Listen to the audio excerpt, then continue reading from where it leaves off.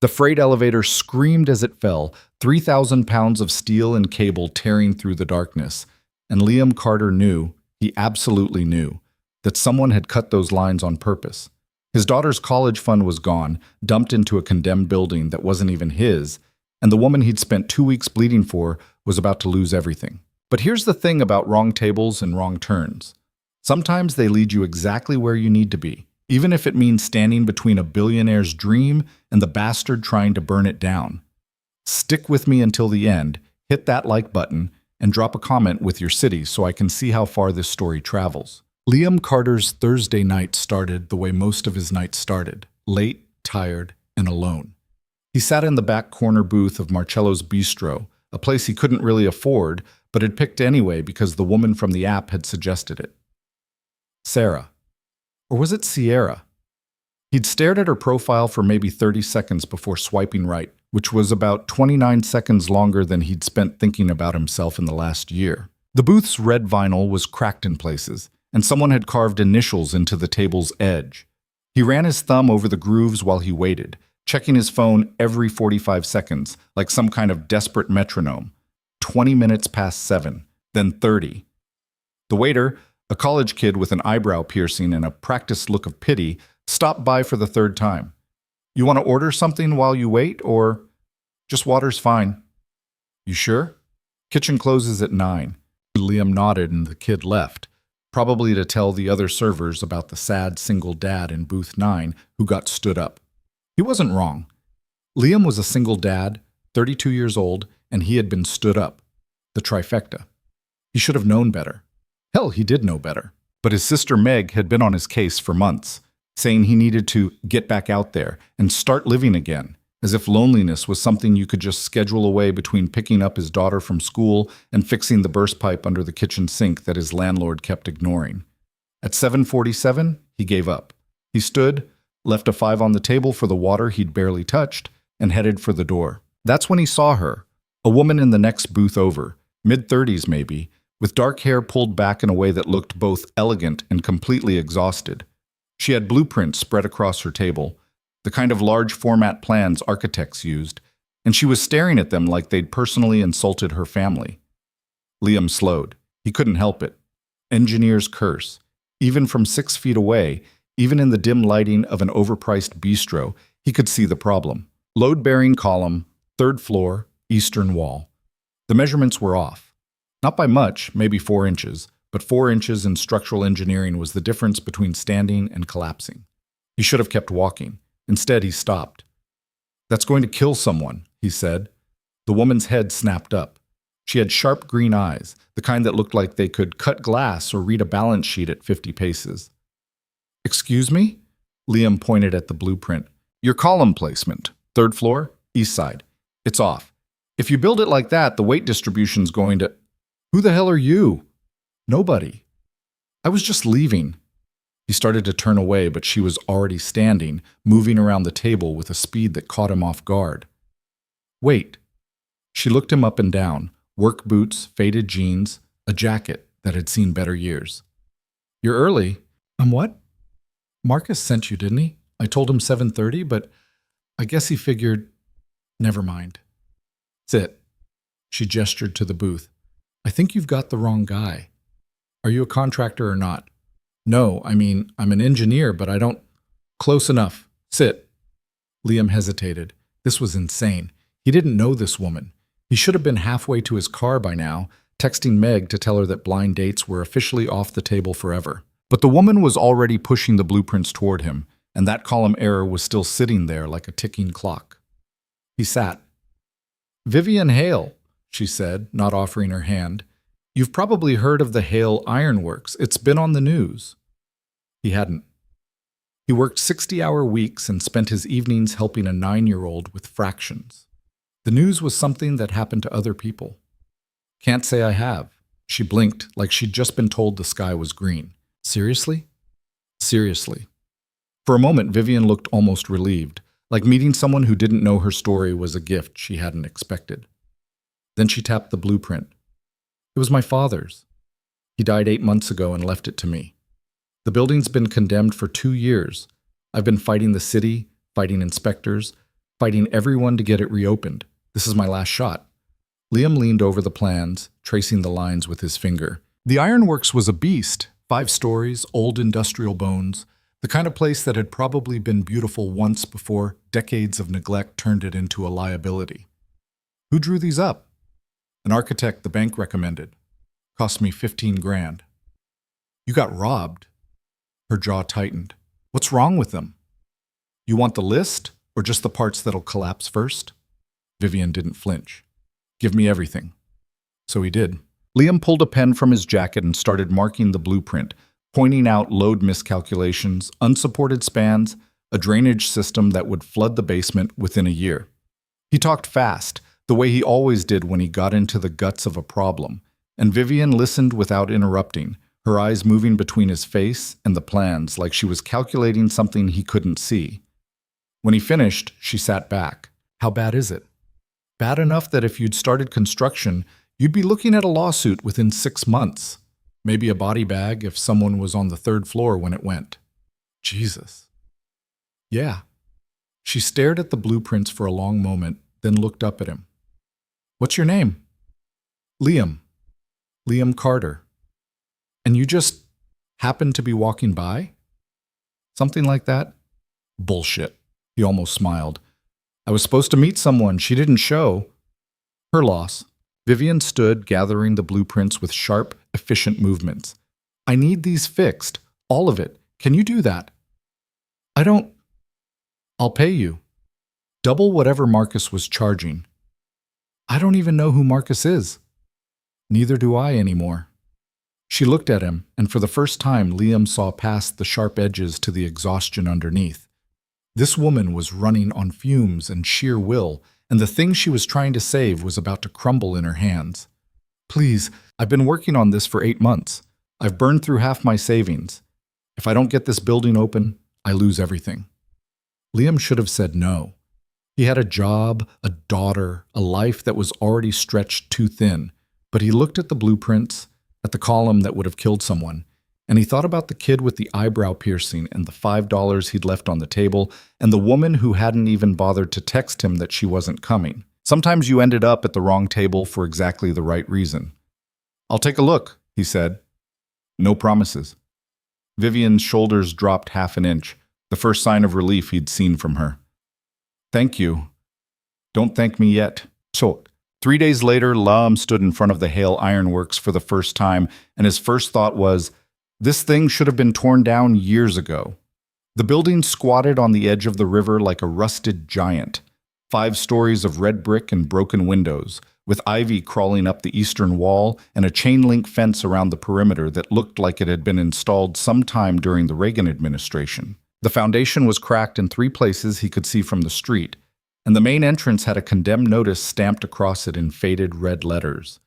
Vivian was waiting by the gate, wearing jeans and a canvas jacket that looked expensive but practical. She had a hard hat under one arm and a thermos of coffee in the other. You came, she said. Said I would. She handed him the hard hat. Fair warning, it's worse inside. She wasn't lying. The ground floor was a graveyard of old machinery, rusted conveyor belts, and support beams that had been patched so many times they looked like they were held together by hope and duct tape. The air smelled like mold and old grease, and every step Liam took echoed in the cavernous space. Your father built this? He asked. My grandfather, actually. Dad inherited it, ran it for 30 years, made parts for ships mostly. It was good work. Vivian's voice went quiet. Then the contracts dried up. He kept it going as long as he could, but by the end he was just holding on. And now you're trying to bring it back.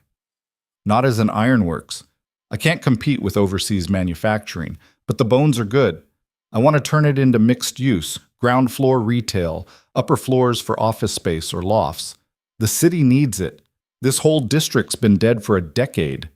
Liam looked up at the ceiling, at the exposed beams and the skylight that had more cracks than glass. It's going to cost a fortune. I know. And take years. I know that too.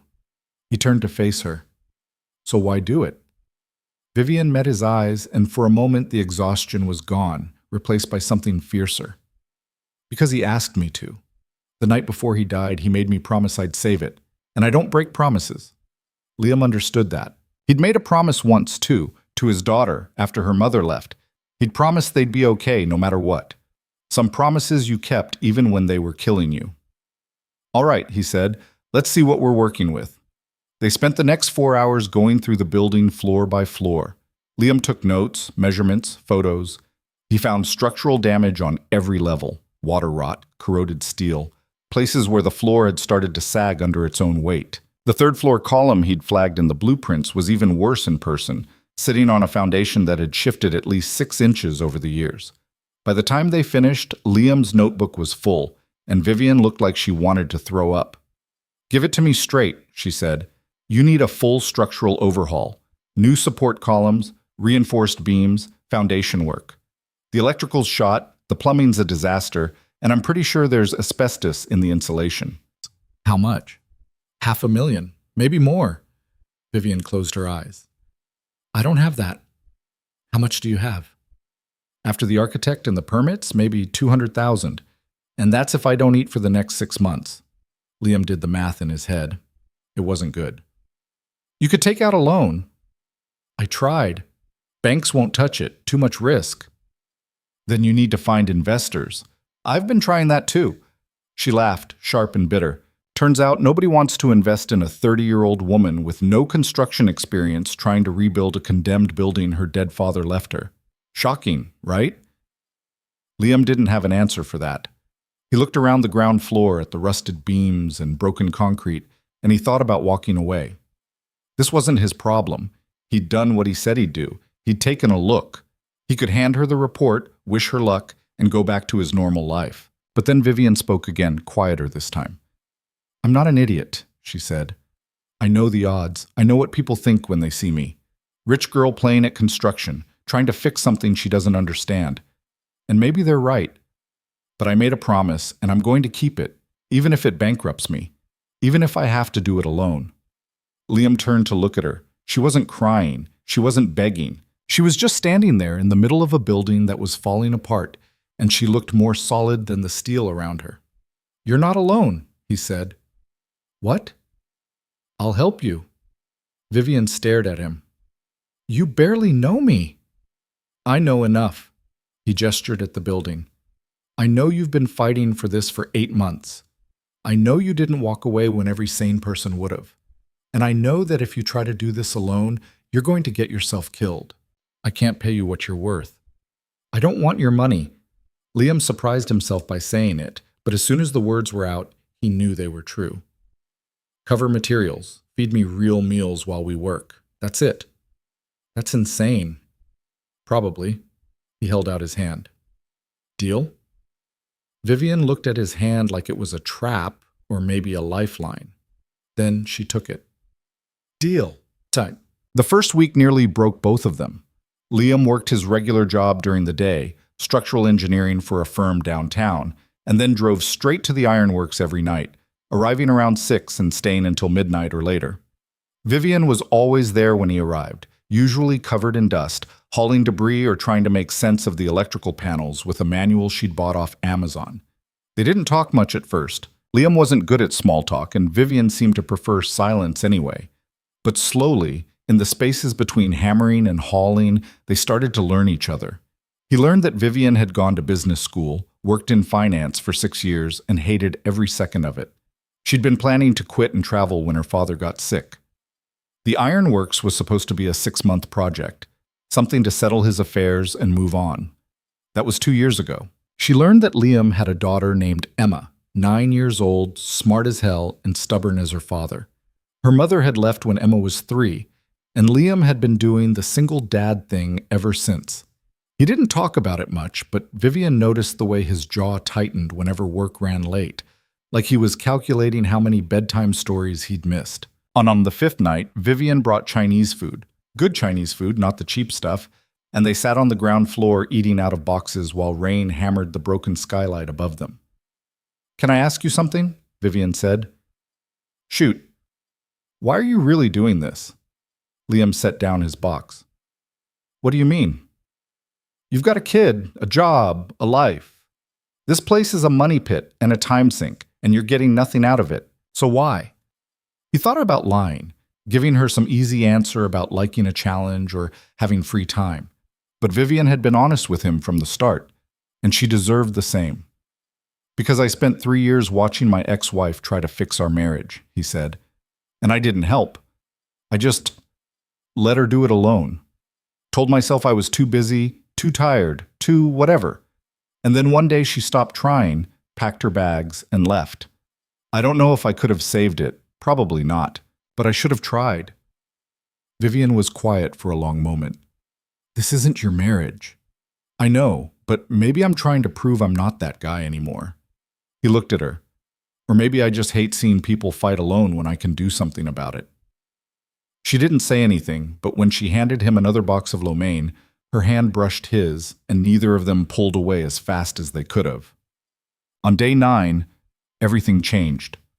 Liam was up on the 3rd floor inspecting the support beams when he heard voices from below, Vivian's, sharp and angry, and a man's, smooth and condescending in the way that made Liam's shoulders tighten. He climbed down the scaffolding and found them by the main entrance.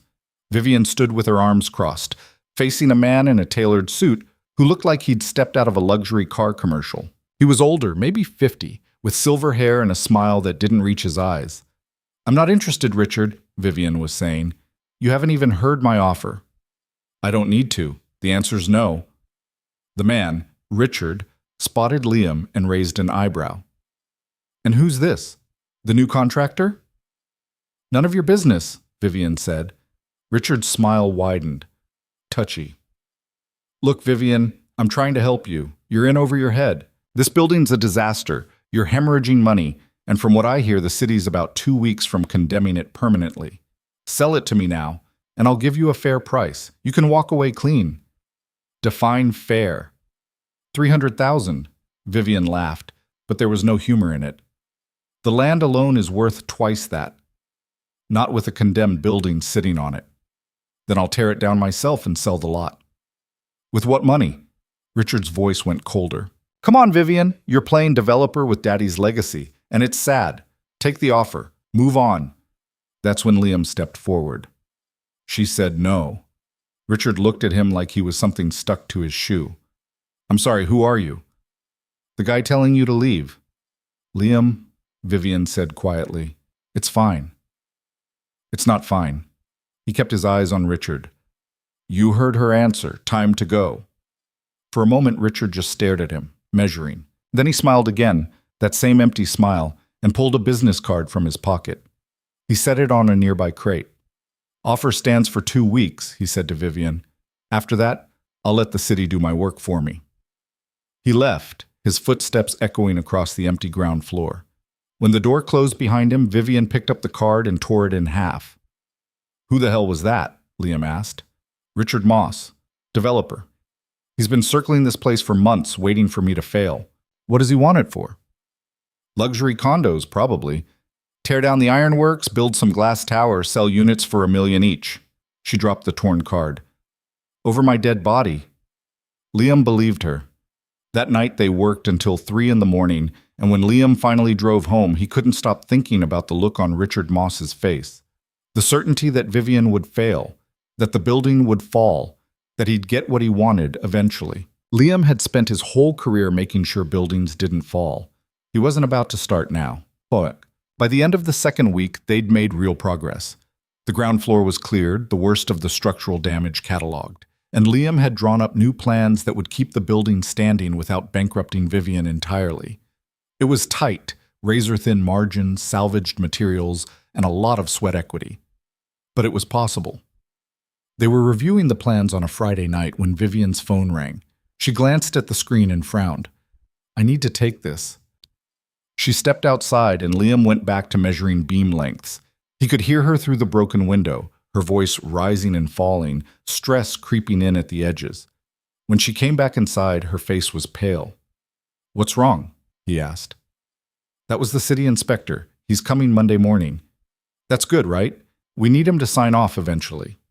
Not this inspector. His name's Davis. He's been trying to get this building condemned since my father died. If he finds anything wrong, and I mean anything, he'll shut us down permanently. Liam looked around the ground floor. They'd made progress, but the building was still a construction site. Exposed wiring, unfinished beams, a dozen code violations waiting to be flagged. "We've got the weekend," he said. "Liam, we can't." "Yes, we can." He grabbed his jacket. "I'm calling in reinforcements." "What reinforcements?" He was already dialing. "You're about to meet my sister, Bata." Meg Carter showed up Saturday morning with a truck full of supplies and a crew of 6 people she'd somehow convinced to work for pizza and beer. She was 2 years older than Liam, shorter, louder, and had never met a problem she couldn't bulldoze through with sheer force of will. "So you're Vivian," she said, shaking hands like she was sealing a business deal. "Liam says you're trying to save a building." Trying being the operative word. "Good. I like lost causes." Meg turned to the crew. "All right, people. We've got 48 hours to make this place look like it won't kill anyone. Let's move." What followed was the most chaotic, exhausting, and strangely joyful weekend of Liam's life. They worked in shifts round the clock. Meg's crew handled the grunt work, clearing debris, patching walls, replacing broken windows. Liam focused on the structural issues, reinforcing beams and stabilizing the foundation. Vivian coordinated everything, running between floors with checklists and coffee, making sure they didn't miss anything that Davis would flag. Somewhere around midnight on Saturday, Liam found Vivian sitting on the fire escape staring out at the river. He climbed out and sat beside her. "You okay?" he asked. "I don't know." She didn't look at him. "This is insane. We're killing ourselves for a building that might get condemned anyway." "It won't. You don't know that." No, he admitted. "But I know we're not going down without a fight." Vivian turned to face him, and in the dim light from the street lamps below, she looked younger, more vulnerable. "Why do you care so much?" "About the building?" "About me." Liam didn't have a good answer for that. Or maybe he did, and he just wasn't ready to say it out loud. So instead he reached over and took her hand, and they sat there in the cold night air, not saying anything, just holding on. By Sunday evening, the ironworks looked almost livable. The ground floor was clean, the major structural issues addressed, and Meg had somehow bullied the electrical system into passing code. It wasn't perfect, but it was close enough. Davis showed up Monday at 9 sharp. He was a thin man in his 50s with a clipboard and an expression that suggested he'd already decided the building was doomed. He walked through every floor, taking notes, tapping beams, checking outlets. Liam and Vivian followed behind him, not speaking, barely breathing. When he finished, he stood in the middle of the ground floor and flipped through his notes. "Well," he said finally, "I'll be damned." Vivian's voice came out shaky. "Is that good or bad?" Davis looked at her over his glasses. "It's good. Structural issues addressed, electrical up to code, no immediate safety hazards. I'm approving you for the next phase." Vivian didn't cry, but her knees buckled slightly, and Liam caught her elbow, keeping her steady. "Thank you," she said. Davis nodded and left, and the second the door closed behind him, Vivian turned and threw her arms around Liam, holding on like he was the only solid thing in the world. "We did it," she whispered. "Yeah," Liam said, his arms around her, his face in her hair. "We did." And for one perfect moment, standing in the middle of a half-ruined building with a woman he'd met by accident 2 weeks ago, Liam Carter felt something he hadn't felt in years. Hope. That hope lasted exactly 3 days. On Thursday afternoon, Liam got a call from Vivian. Her voice was shaking. "There's a lien," she said. "A what?" "A city lien from 15 years ago, unpaid property taxes. It just surfaced in the title search." Liam's stomach dropped. "How much?" $68,000. Jesus. "If I don't clear it in 2 weeks, they'll seize the property." Her voice broke. "Liam, I don't have it. I spent everything on materials and permits. I'm tapped out." He stood in the parking lot of his office building, staring at nothing, doing math in his head. 68,000. He had maybe 40 in savings, money he'd been putting aside for Emma's college fund. It wasn't enough, not even close. "We'll figure something out," he said. "How?" "I don't know, but we will." That night, Liam sat at his kitchen table with his bank statements spread out in front of him. Emma was asleep upstairs. The house was quiet except for the hum of the refrigerator and the sound of his own breathing. He thought about promises. The one he'd made to Emma. The one Vivian had made to her father. The one he'd made to himself, standing on that fire escape, that he wouldn't let her fight this alone. Sometimes you kept promises even when they cost you everything. He picked up his phone and called the bank. The woman at the bank had a sympathetic smile that made Liam want to put his fist through the desk. She wore a name tag that said Jennifer and spoke in that careful, practiced tone people used when they were about to ruin your day. Mr. Carter, I understand this is difficult, but we need to verify. Are you absolutely certain you want to withdraw the full amount from Emma's education fund? Liam's signature was already halfway across the form. I'm sure. It's just that there are penalties for early withdrawal, and once the funds are moved, I know what I'm doing. Jennifer's smile flickered. She probably dealt with desperate people every day, watching them make bad decisions in real time. Liam wondered if his face looked like theirs, tight around the edges, eyes a little too bright, jaw clenched against saying something he'd regret. All right then. She processed the paperwork with efficient clicks of her keyboard. The funds will be available in your checking account within 2 business hours. Thank you. He walked out of the bank into a gray Friday morning that matched his mood exactly. $42,000.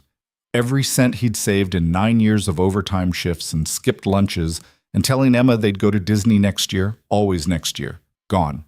And it still wasn't enough to clear the lien. His phone buzzed. Meg. Tell me you didn't do something stupid, she said without preamble. I withdrew Emma's college fund. Liam, Jesus Christ. I had to. No, you didn't. You barely know this woman. It's been, 3 weeks? 2.5. Oh, well, that makes it so much better.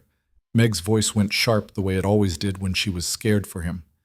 You're going to lose everything for a building that isn't even yours. It's not about the building. Then what is it about? Liam stood in the parking lot watching cars go by.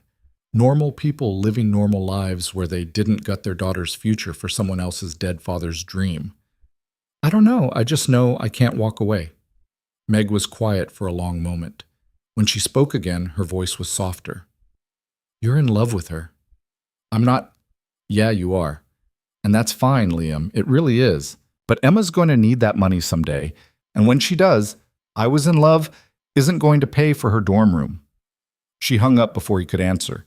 Liam sat in his truck with his hands on the wheel and let himself feel it, the full weight of what he'd just done.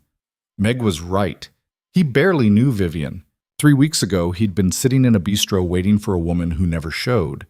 And now he was betting his daughter's future on a condemned building and a promise he'd made to someone who might not even want him around when this was over.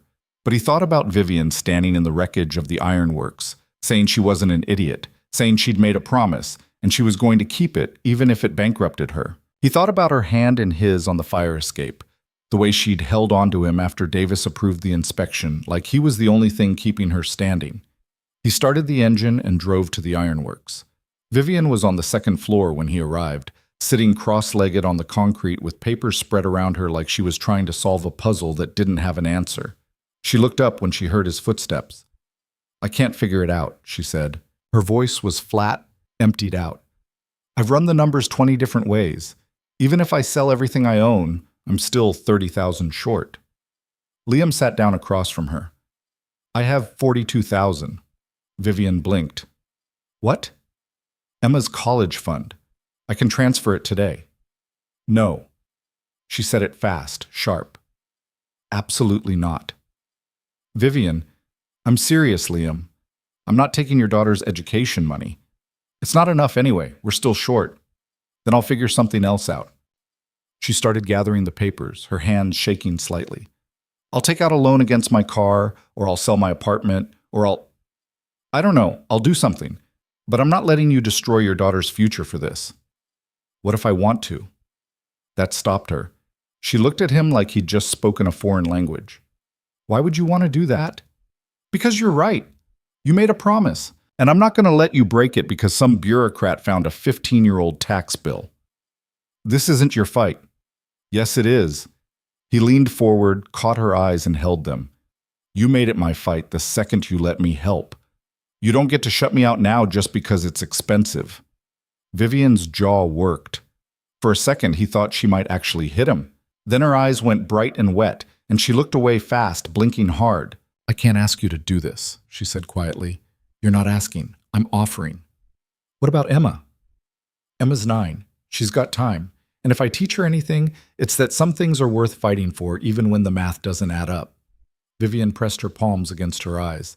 When she dropped her hands, her face was blotchy and her voice was rough. "We're still short." "I know, so we find the rest." "How?" Liam pulled out his phone and started scrolling through contacts. "I know some people." By Sunday night, they had it.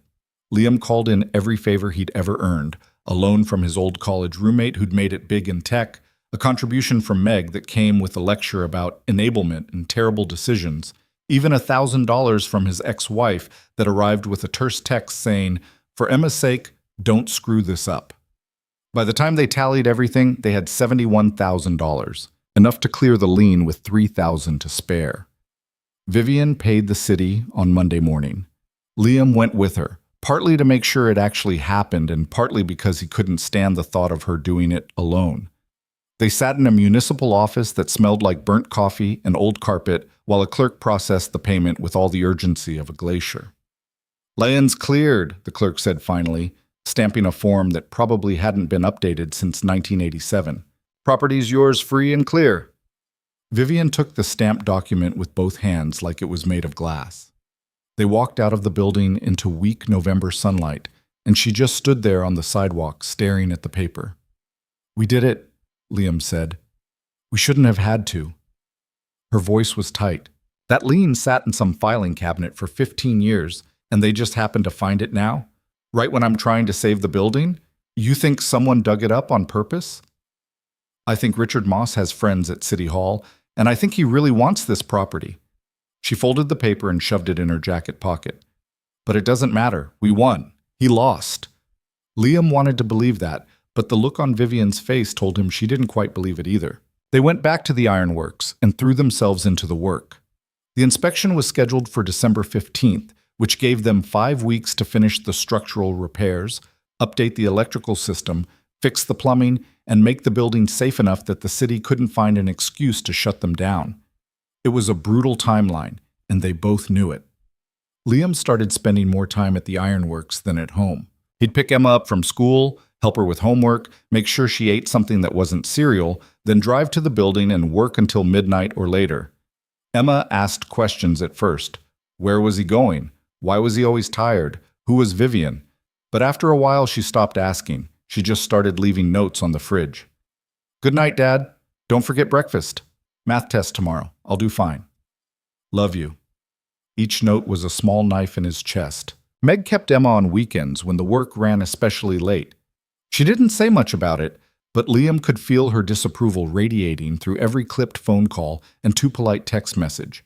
He knew what she thought, that he was choosing Vivian over Emma, that he was repeating the same mistake he'd made with his marriage, being too busy to notice when the people he loved needed him most. Maybe she was right.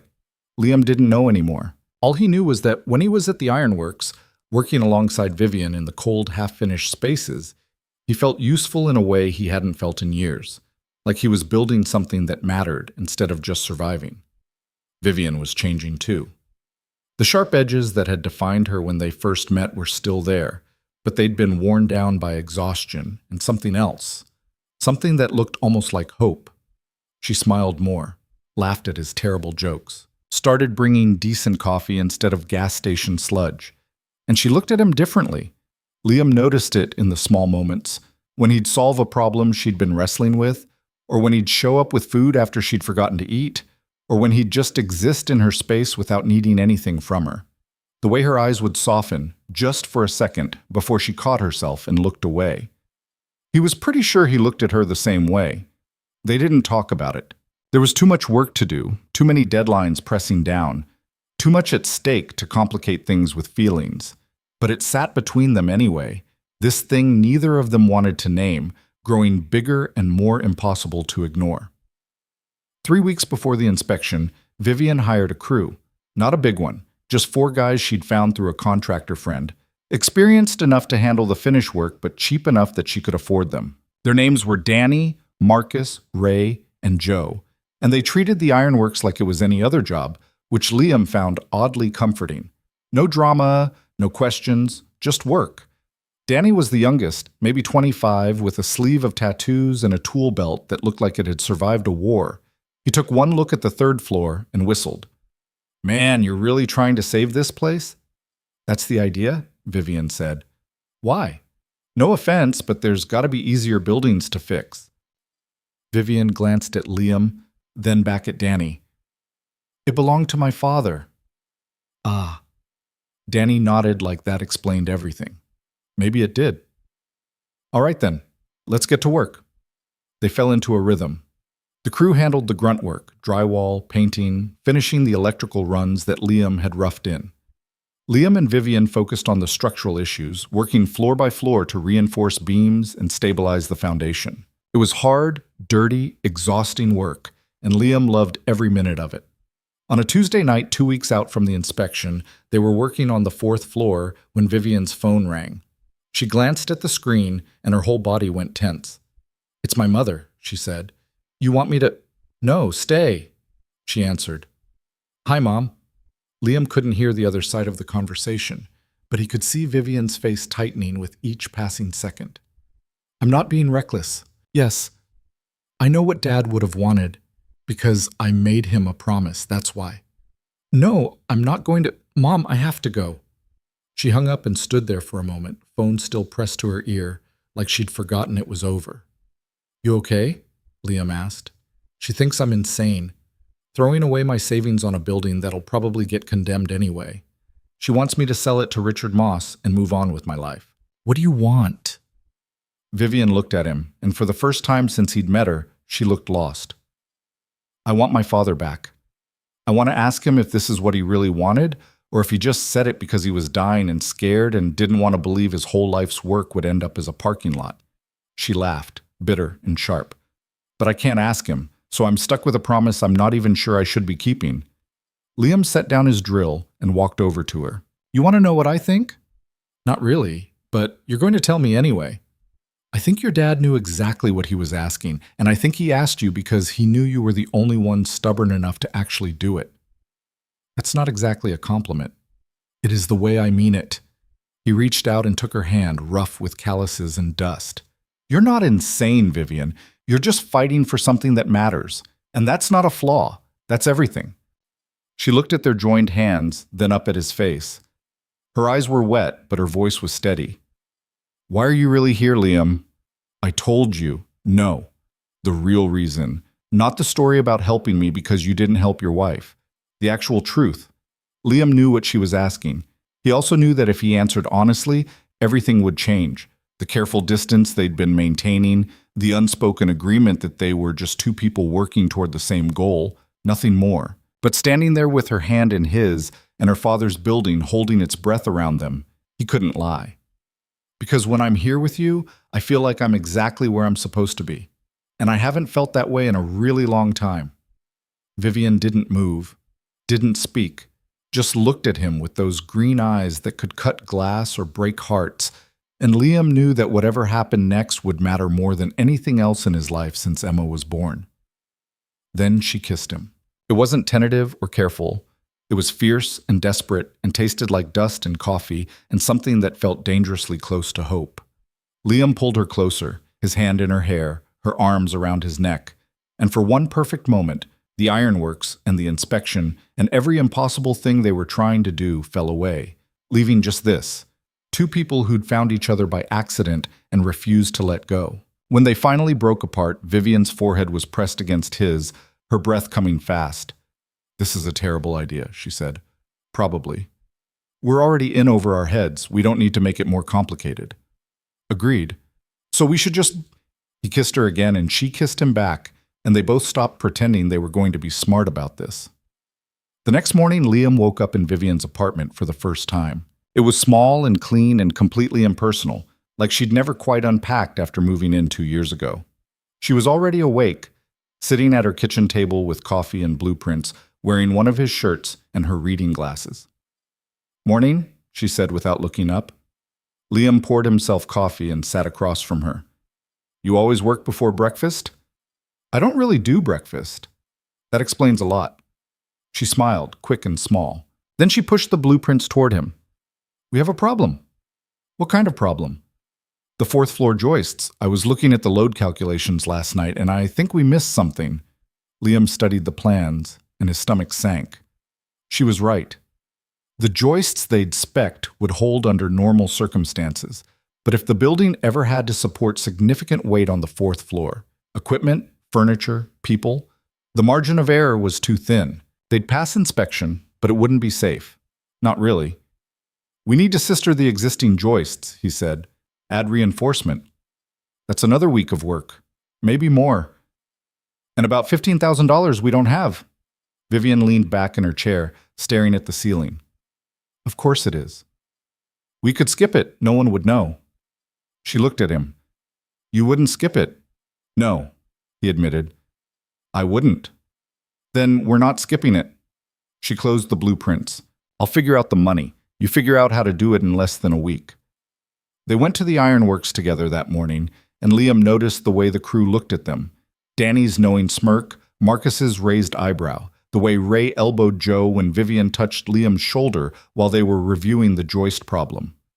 Liam waited for it to bother him, the idea that their personal lives were now tangled up with the work. But it didn't. If anything, it felt right. He called in another favor, a material supplier he'd worked with for years who owed him for a rush job he'd done without charging overtime. The guy agreed to front them the steel they needed for the joists with payment deferred 90 days. It was a Band-Aid, not a solution, but it bought them time.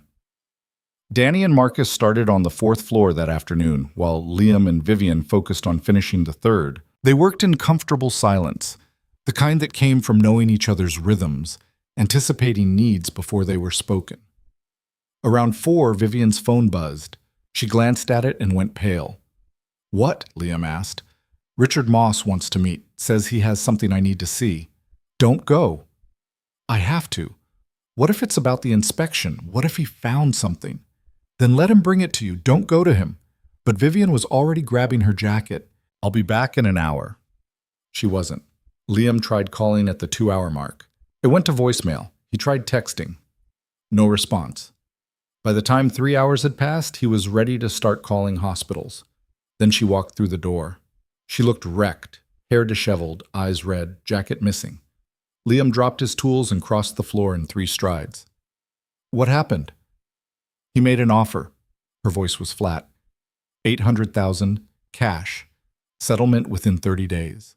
That's double what he offered before. I know. What did you tell him? I told him no. She laughed, but it sounded broken. And then he showed me photographs of every code violation in this building. Things we haven't fixed yet. Things we can't afford to fix. He said if I don't take his offer, he's sending them to the inspector. Liam felt his jaw lock. He's blackmailing you. Essentially. We'll fix the violations. With what money, Liam? We're already tapped out. The joists are eating our contingency. We don't have anything left. Then we'll find something. There's nothing to find, her voice cracked. We lost. Richard wins. The building's going to get condemned, and I'm going to end up with nothing except a pile of debt and a broken promise. Liam grabbed her shoulders. Listen to me. We are not done. You hear me? We've come too far to quit now. I'm not quitting. I'm just being realistic. Screw realistic. Realistic said this building should have been torn down years ago. Realistic said you couldn't clear the lien. Realistic has been wrong about everything so far, so why the hell would we listen to it now? Vivian looked at him, and something in her face shifted, the despair pulling back just enough for anger to slip through. What do you want me to do? I want you to let me handle Richard Moss. Liam, trust me, please. She studied his face for a long moment. Then she nodded. Liam found Richard Moss's office the next morning. It was downtown, glass and steel, and the kind of minimalist design that screamed expensive. The receptionist tried to tell him he needed an appointment, but Liam walked past her and straight into the corner office where Richard sat behind a desk the size of Liam's truck. Mr. Carter? Richard said, not looking up from his computer. This is a surprise. Vivian's not selling. I assumed as much. That's why I'm prepared to forward my documentation to the city this afternoon. You do that, and I'll make sure every contractor in this city knows you sabotage projects to get properties cheap. Richard smiled. That's a serious accusation. You have proof? I have the photographs you showed Vivian. I have dates and timestamps. And I have a pretty good lawyer who'd love to turn this into a case about harassment and coercion. You have a theory. That's not the same as proof. Maybe not, but it'll be enough to tie you up in litigation for the next 2 years. And in the meantime, every developer in town will hear about the guy who plays dirty. See how many deals you close then. Richard leaned back in his chair, studying Liam with something that might have been respect. You're bluffing. Try me. They stared at each other for a long moment. Then Richard closed his laptop. Fine. I won't send the photographs. But that building's still going to fail inspection, and when it does, I'll be waiting with a cash offer. And next time, it'll be half what I offered today. We'll take our chances. Liam walked out feeling like he'd swallowed broken glass. He'd bought them time, but Richard was right.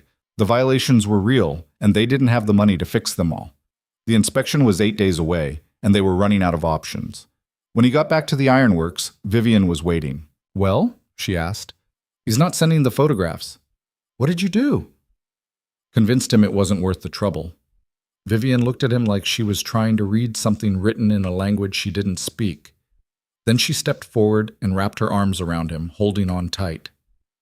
Thank you, she said against his chest.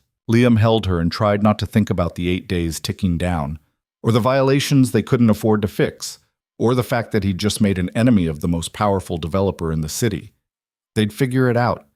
They had to, because giving up wasn't an option anymore. The 8 days before inspection became a blur of 16-hour shifts and cold coffee and arguments about things that didn't matter until suddenly they mattered more than anything. Liam and Vivian worked until their hands bled, literally in Vivian's case, when she sliced her palm open on a piece of sheet metal and refused to stop long enough to get stitches. Danny wrapped it in duct tape and gauze, and she went right back to work. On day 3, the plumbing on the second floor burst at 2 in the morning. Liam got the call from Marcus, who'd been doing a final walkthrough and nearly drowned when a pipe split and flooded half the floor. They spent the rest of the night ripping out drywall and replacing corroded pipes that should have been replaced a decade ago. By sunrise, they'd stopped the leak, but the water damage meant another week of work they didn't have time for. We're not going to make it, Vivian said. She was sitting on the floor in 3 inches of standing water, covered in plaster dust and filth, looking at the ruined walls like she could will them back to pristine condition. Liam sat down beside her. His boots were soaked through. Yes, we will. How? We've got 5 days left and the second floor looks like a bomb went off. So we focus on what the inspector actually checks. Load-bearing structures, electrical, exits. The rest is cosmetic. Cosmetic doesn't pass inspection. It does if we're smart about it. He stood and pulled her up. Come on, let's figure out what we can live with and what we can't. They worked through the morning making brutal choices. The second floor drywall would stay damaged. They'd patch the worst spots and paint over the rest. The third floor bathroom that Vivian had wanted to renovate would remain untouched. They'd finish the fourth floor joist because those were structural and non-negotiable, but everything else became a question of triage. Danny pulled Liam aside on day 4. Man, I don't know how to tell you this, but we're not getting paid enough to kill ourselves like this. I know, if you want to walk, I get it. Danny looked at the ironworks, then back at Liam. That's not what I'm saying. I'm saying we want overtime, time and a half, and Vivian buys breakfast and lunch every day until this thing's done. I'll ask her. Already did. She said yes. Danny grinned. I like her. She's got balls. They worked around the clock. Liam saw Emma exactly once that week, on Wednesday evening when Meg dropped her off at the ironworks because she had a work emergency and couldn't keep her any longer. Emma stood in the middle of the ground floor with her backpack and her coat, looking at the chaos around her with wide eyes. This is where you've been? She asked. Yeah, kiddo, this is it. It's kind of a mess. It's getting better. Liam knelt down to her level. I'm sorry I've been gone so much.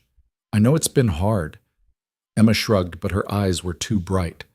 Aunt Meg says you're helping a friend. I am. Is she nice? Very nice. Do you like her? Liam hadn't expected that question, and he didn't have a good answer ready. Yeah, I do. Like her? He almost laughed. Maybe. Emma studied his face the way only a 9-year-old could, seeing right through every defense he'd built. Okay, just don't forget about me. The words hit him like a punch. Emma, I could never. You forgot my science fair presentation last month, and you missed movie night 3 times. I know, and I'm sorry. I really am. He pulled her into a hug and she let him, but she didn't hug back as tight as she used to. Just a few more days, okay? Then things go back to normal. Promise? He shouldn't have promised. He knew that even as he said it. But he looked at his daughter's face and couldn't bring himself to tell her the truth. That he didn't know what normal looked like anymore, or if it was even something he wanted to go back to. Promise. Vivian drove them home that night.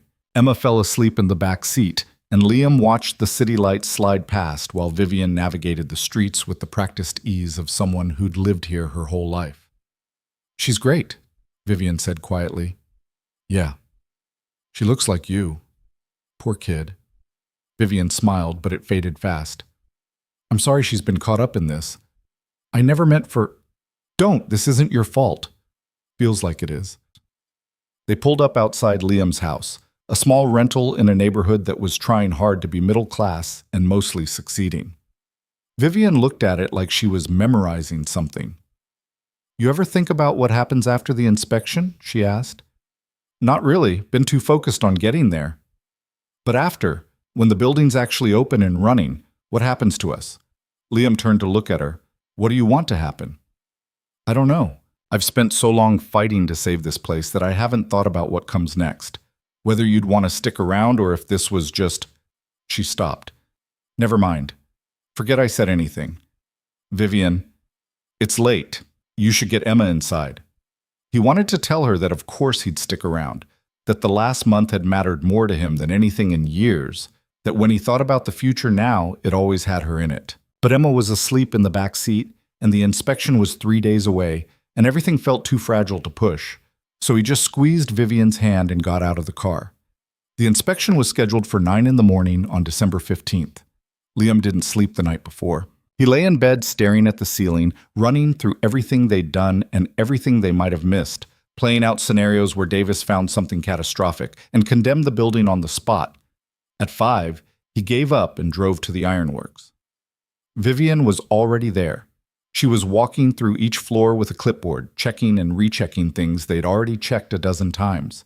She looked exhausted and wired, running on adrenaline and fear. You're here early, she said when she saw him. Couldn't sleep. Me neither. She showed him the clipboard. I've been through everything twice. We're ready. I know.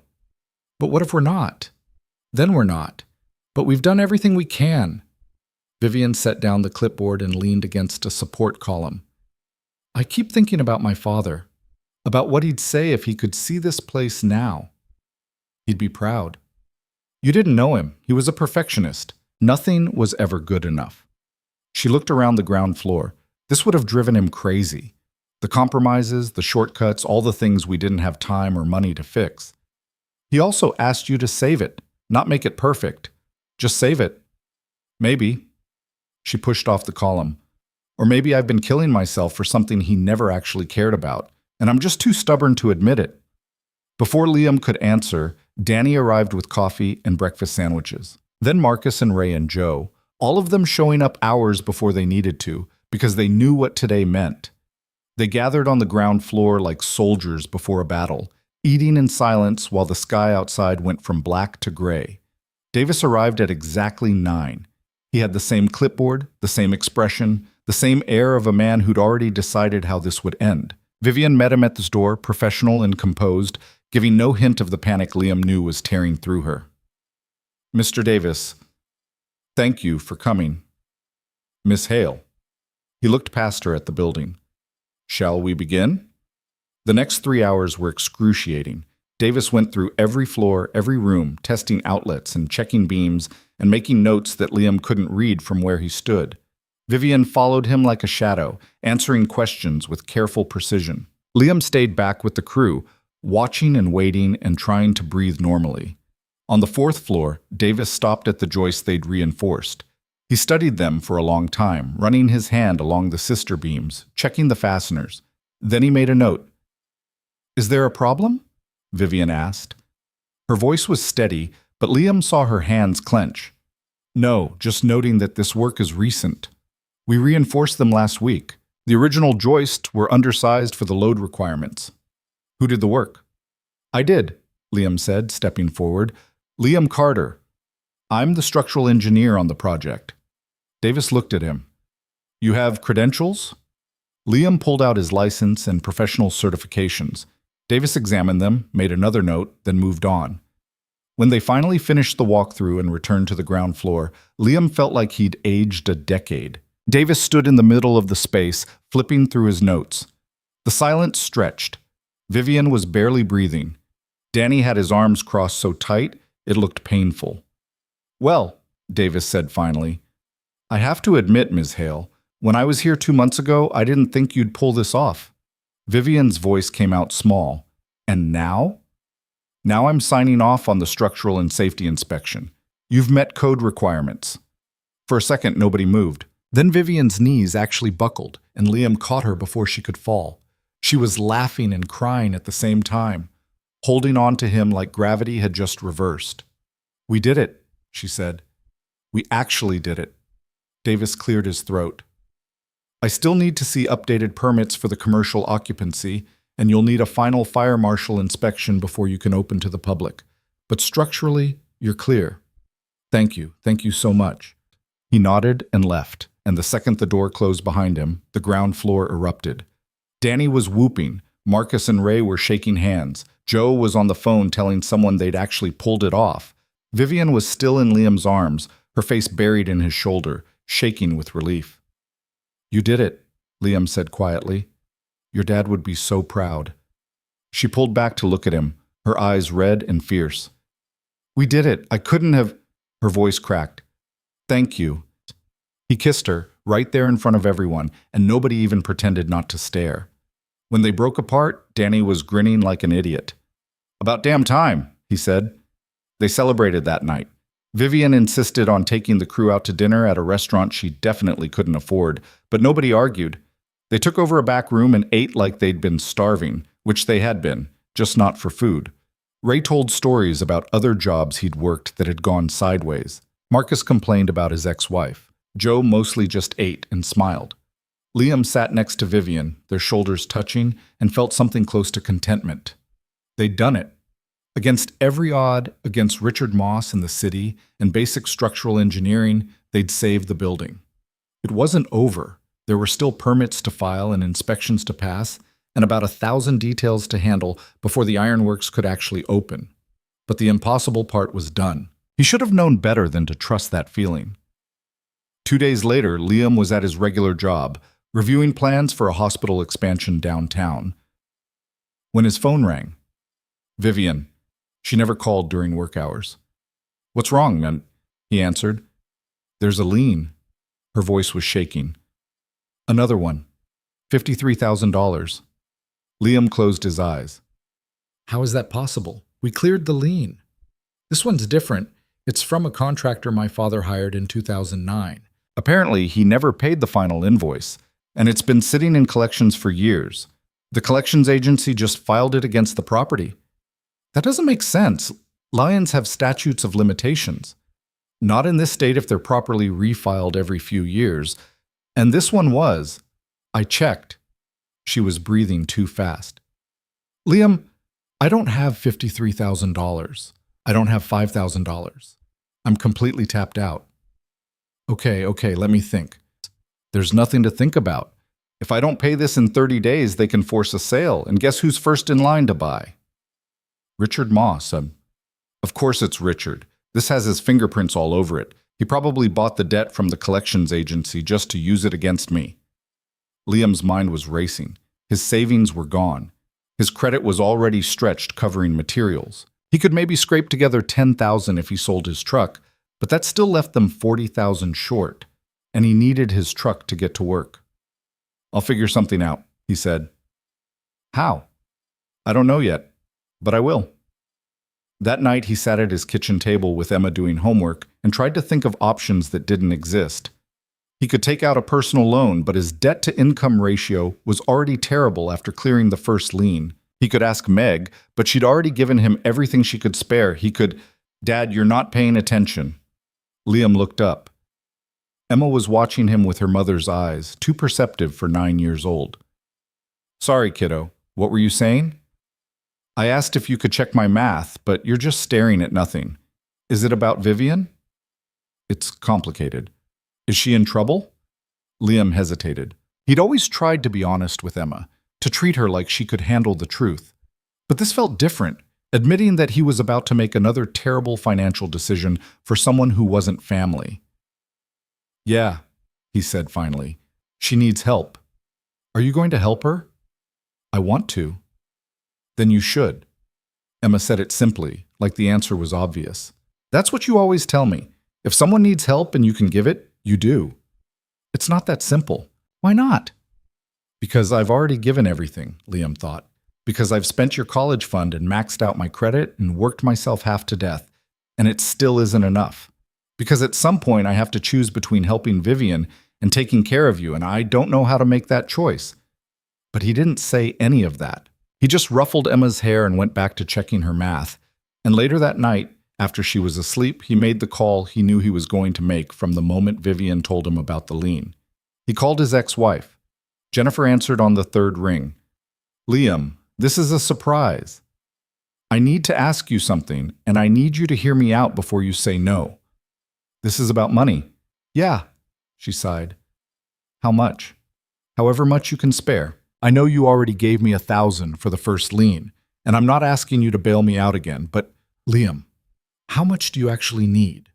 He told her about the second lien and Richard Moss and the ironworks and Vivian. He told her more than he meant to, the words spilling out like a confession. When he finished, Jennifer was quiet for so long he thought she'd hung up.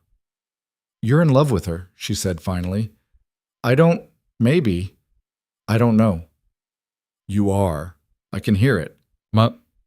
She didn't sound angry, just resigned. You never fought that hard for us. Jennifer, it's fine. I'm not angry. I'm just stating a fact.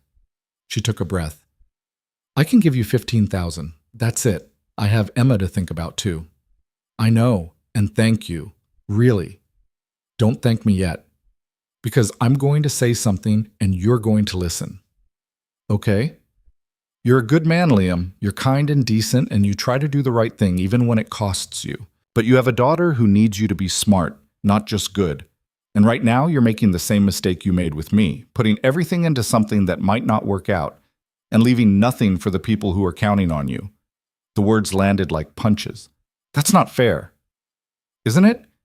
When's the last time you made it to one of Emma's school events? When's the last time you were home for dinner? I've been working. You've been obsessing. There's a difference. Her voice softened.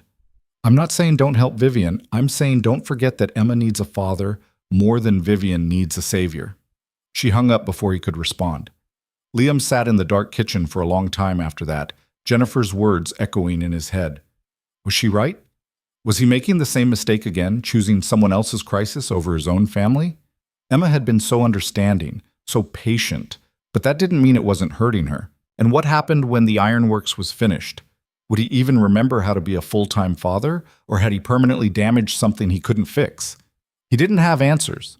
All he had was $15,000 from Jennifer, $10,000 he could scrape together if he sold everything that wasn't nailed down, and about $28,000 still left to find. The next morning, he met Vivian at the ironworks to give her the news. She was on the phone when he arrived, pacing the ground floor with her free hand pressed to her forehead. I understand that, but I'm asking for an extension. No, I get it. Okay, thank you anyway. She hung up and looked at Liam. That was the 6th bank I've called. Nobody will give me a loan. I've got $25,000. Her eyes went wide. How? Jennifer's giving me 15. I can sell some things for the rest. Liam, no, I can't let you. We've had this conversation. You're not letting me do anything. I'm choosing to help. We're still $28,000 short. I know, so we find it somewhere else. Where? I've called everyone I know. I've maxed out every credit card. There's nothing left. Liam looked around the ironworks. The building they'd fought so hard to save, standing solid and defiant despite everything the universe had thrown at it. He thought about Vivian's father, asking her to save this place, about the promise she'd made, About the fact that they'd come too far to let some collections agency and Richard Moss steal it at the finish line. What about the equipment? He asked. What equipment? Your father's old machinery, the stuff in storage. Some of it's vintage industrial, could be worth something to collectors. Vivian blinked. I never thought about selling it. It was his. He's gone. And he'd want you to save the building more than keep a bunch of rusted equipment. She walked over to the storage area they'd sealed off during construction. Inside were conveyor systems, metal presses, tools that looked like they belonged in a museum. Vivian ran her hand over a stamping press the size of a car. He used to let me watch him work when I was little, she said quietly. I'd sit right there on that stool, and he'd explain what everything did. Made it sound like magic. We don't have to sell it. No, you're right. He'd want me to save the building. She pulled out her phone. I know a guy who deals in industrial antiques. Let me make some calls. The equipment sold for $32,000. A collector from upstate drove down with a truck and bought the whole lot, barely haggling. When the money hit Vivian's account, she just stared at the confirmation like it might disappear. We have enough, she said. Yeah. We can clear the lien. Yeah. She looked at Liam and her eyes were swimming. Why does it feel like I just sold my father all over again? Because you loved him, and letting go hurts even when it's the right thing to do. Vivian paid the lien that afternoon. Liam went with her again, watching her sign the paperwork with shaking hands. When the clerk stamped the release, Vivian folded it carefully and put it in her bag like it was made of something precious. They walked out into cold December sunshine, and for the first time in weeks, Liam felt like they could breathe. It's really over, Vivian said. The lien part, anyway. I can't believe we actually... She stopped, stared at something across the street. Liam. He turned. Richard Moss was standing by a black SUV, watching them with an expression Liam couldn't read. When he saw them looking, he smiled and raised a hand in a mock salute. Then he got in his car and drove away. That felt like a threat, Vivian said. Probably was. What do you think he'll do next? I don't know. But whatever it is, we'll handle it. Liam believed that when he said it. He believed they could handle anything as long as they were together, as long as they kept fighting. He stopped believing it 3 days later when the freight elevator fell. It happened just after 7 in the evening. Liam was on the ground floor going over final permit paperwork when he heard the sound, a metallic shriek, then a crash that shook the entire building. He ran toward the noise and found the elevator car smashed into the basement, 3,000 pounds of steel and cable that had dropped 5 stories and punched through a support column on the way down. Vivian came running from the second floor. What the hell was that? Liam was already climbing down to the basement, his heart hammering. If anyone had been in that elevator, they'd be dead. But the car was empty. The doors bent and twisted from impact. He looked up at the shaft, at the frayed cables hanging like severed arteries. Those cables were inspected last week, Vivian said behind him. They were fine. Liam pulled out his flashlight and examined the break point. The cables hadn't frayed. They'd been cut, not all the way through, just enough to weaken them so they'd fail under load. He could see the clean edges where someone had used cable cutters, leaving just enough intact that it wouldn't be obvious until the elevator moved. This was sabotage, he said. Are you sure? He showed her the cables. Vivian's face went pale in the flashlight beam. Richard, she said, we don't know that. Who else would do this? Liam didn't have an answer, but standing in the wreckage of the basement, looking at the smashed support column and the destroyed elevator, he knew with absolute certainty that their problems were far from over, and that this time someone might actually die before it was finished. The police came at midnight, 2 detectives who looked like they'd rather be anywhere else, taking statements in the freezing basement while Liam and Vivian stood wrapped in emergency blankets someone had draped over their shoulders. The older detective, a woman named Torres, examined the elevator cables with a flashlight while her partner took photos. You're saying someone deliberately cut these? Torres asked. Look at the edges, Liam said. That's not wear and tear. Someone used cable cutters. And you think you know who? Vivian started to answer, but Liam cut her off. We have suspicions, but no proof. Torres looked between them. If you're accusing someone of sabotage, I need names. Richard Moss, Vivian said, ignoring Liam's warning look. He's a developer who's been trying to buy this property for months. He's threatened me multiple times, tried to blackmail me with code violations, and made it very clear he wants this building to fail. But that's not proof of sabotage. It's motive. Motive doesn't cut cables, Ms. Hale. Do you have any evidence that Mr. Moss or anyone working for him accessed this building? Vivian's jaw tightened. No. Any security footage? We don't have cameras yet. We were going to install them next week. Torres closed her notebook. Then there's not much I can do. I'll file a report, but without evidence or witnesses, this is just going to sit in a file somewhere. My advice?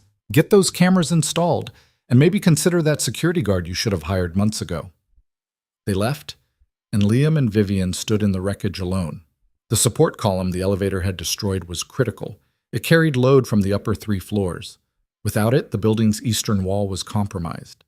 They had maybe 48 hours before the structure started shifting, and once that happened, the whole building would be condemned. We need to call an emergency structural engineer, Vivian said. Her voice was flat, emptied out. Someone who can assess the damage and tell us how bad it really is. I'm a structural engineer. You're too close to this. We need someone objective. Vivian, please. She looked at him, and he saw the exhaustion finally breaking through. I need to know the truth, even if it kills me. Liam called a colleague from his firm, a guy named Patterson, who specialized in emergency structural assessments. Patterson arrived at 6 in the morning looking grim, took one look at the damaged column, and got grimmer. He spent 3 hours measuring, calculating, testing load distribution with equipment Liam didn't even know existed. When he finally climbed out of the basement, his expression told the story before he opened his mouth. It's bad, Patterson said. That column was carrying roughly 30% of the eastern wall's load.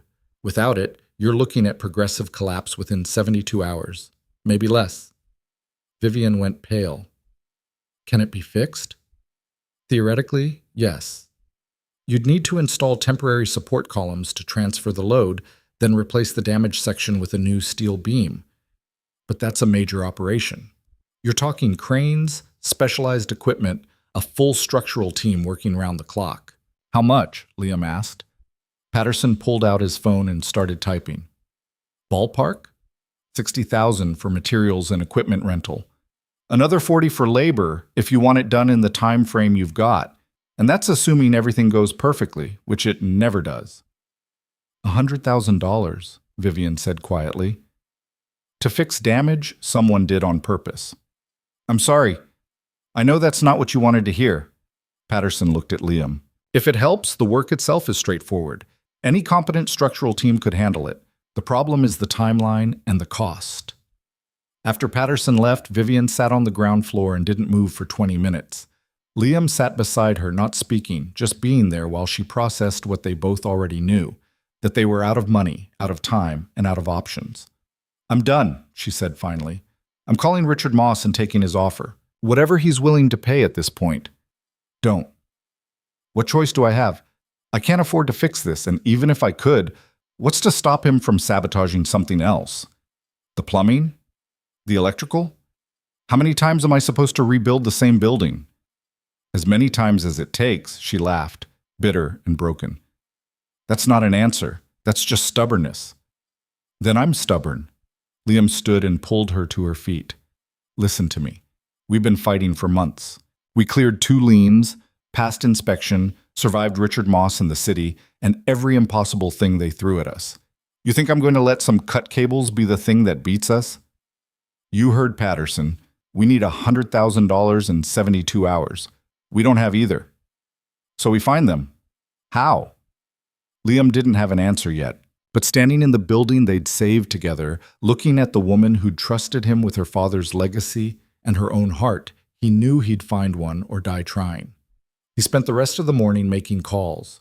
Materials suppliers, equipment rental companies, every contractor he'd ever worked with. Most of them said the same thing. The timeline was impossible, the cost was prohibitive, and without a significant deposit, they couldn't commit resources. By noon, Liam had exactly 0 solutions and a headache that felt like someone was driving nails through his skull. Then Danny showed up.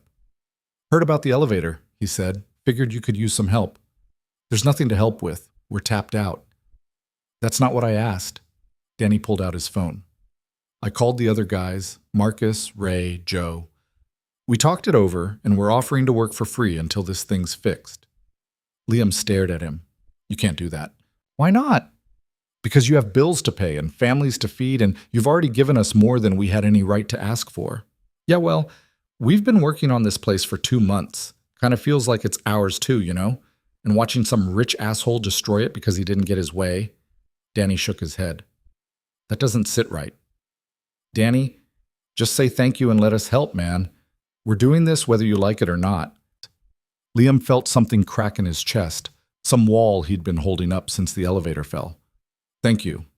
Don't thank me yet. We still need equipment and materials.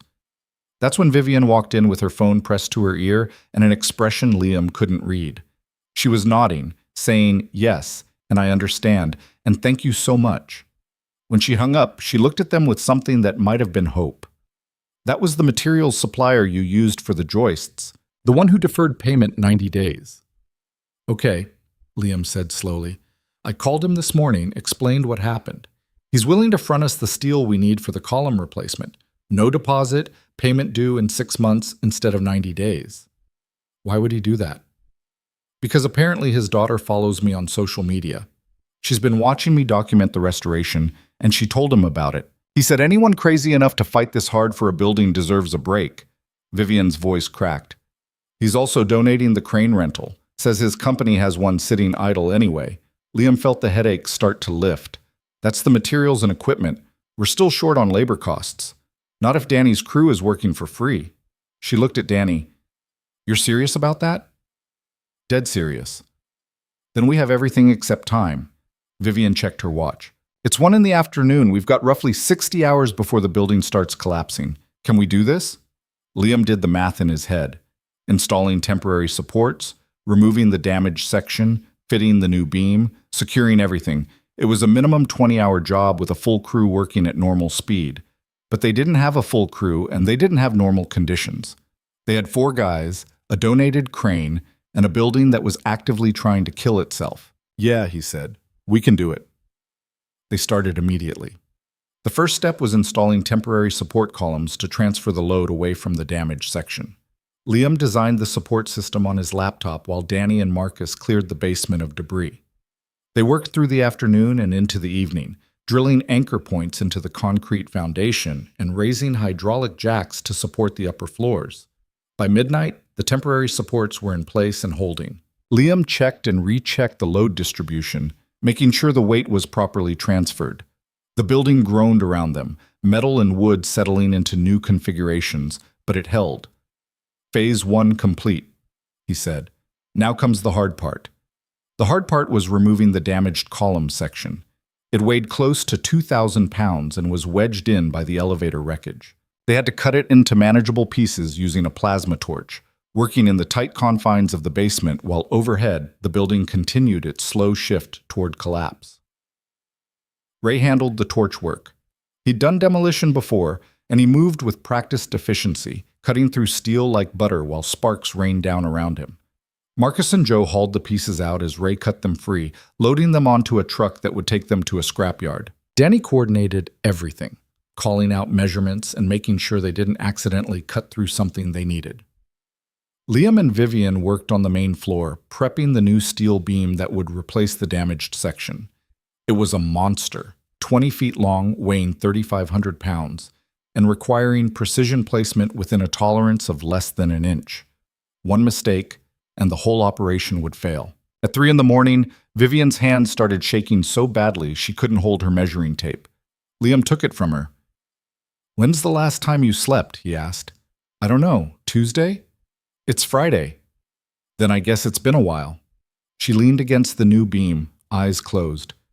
I keep thinking about my father, about whether he knew this is what he was asking me to do, if he had any idea how hard it would be. He knew. That's why he asked you and not someone else. Or maybe he just didn't want to die thinking his whole life's work would end up as condos. Does it matter? Vivian opened her eyes. I don't know anymore. All I know is I'm tired, Liam. I'm so tired I can't think straight. And if we pull this off, if we actually save this building again, I don't know if I have it in me to keep fighting. What if Richard sabotages something else? What if there's another lien or another inspection or another disaster? At what point do I admit that maybe this place just doesn't want to be saved? Liam set down the measuring tape and took her face in his hands. You want to know what I think? I think this building is the luckiest pile of bricks and steel in the world, because it has you fighting for it. And yeah, Richard might sabotage something else. There might be more problems, but we'll handle them the same way we've handled everything else, together, you and me, until it's done. What if it's never done? Then we keep going anyway. She kissed him, hard and desperate, and he kissed her back with everything he had. When they broke apart, her eyes were wet, but her hands were steady. Okay, she said, let's finish this. By 6 in the morning, the damaged section was completely removed and the basement was clear. The crane arrived at 7, a massive machine that barely fit through the street outside. The operator was a woman named Chen, who took one look at the working conditions and whistled. You're trying to thread this beam through that gap? She pointed at the narrow opening they'd have to navigate to get the steel into the basement. That's about 2 inches of clearance on each side. Can you do it? Liam asked. I can do it.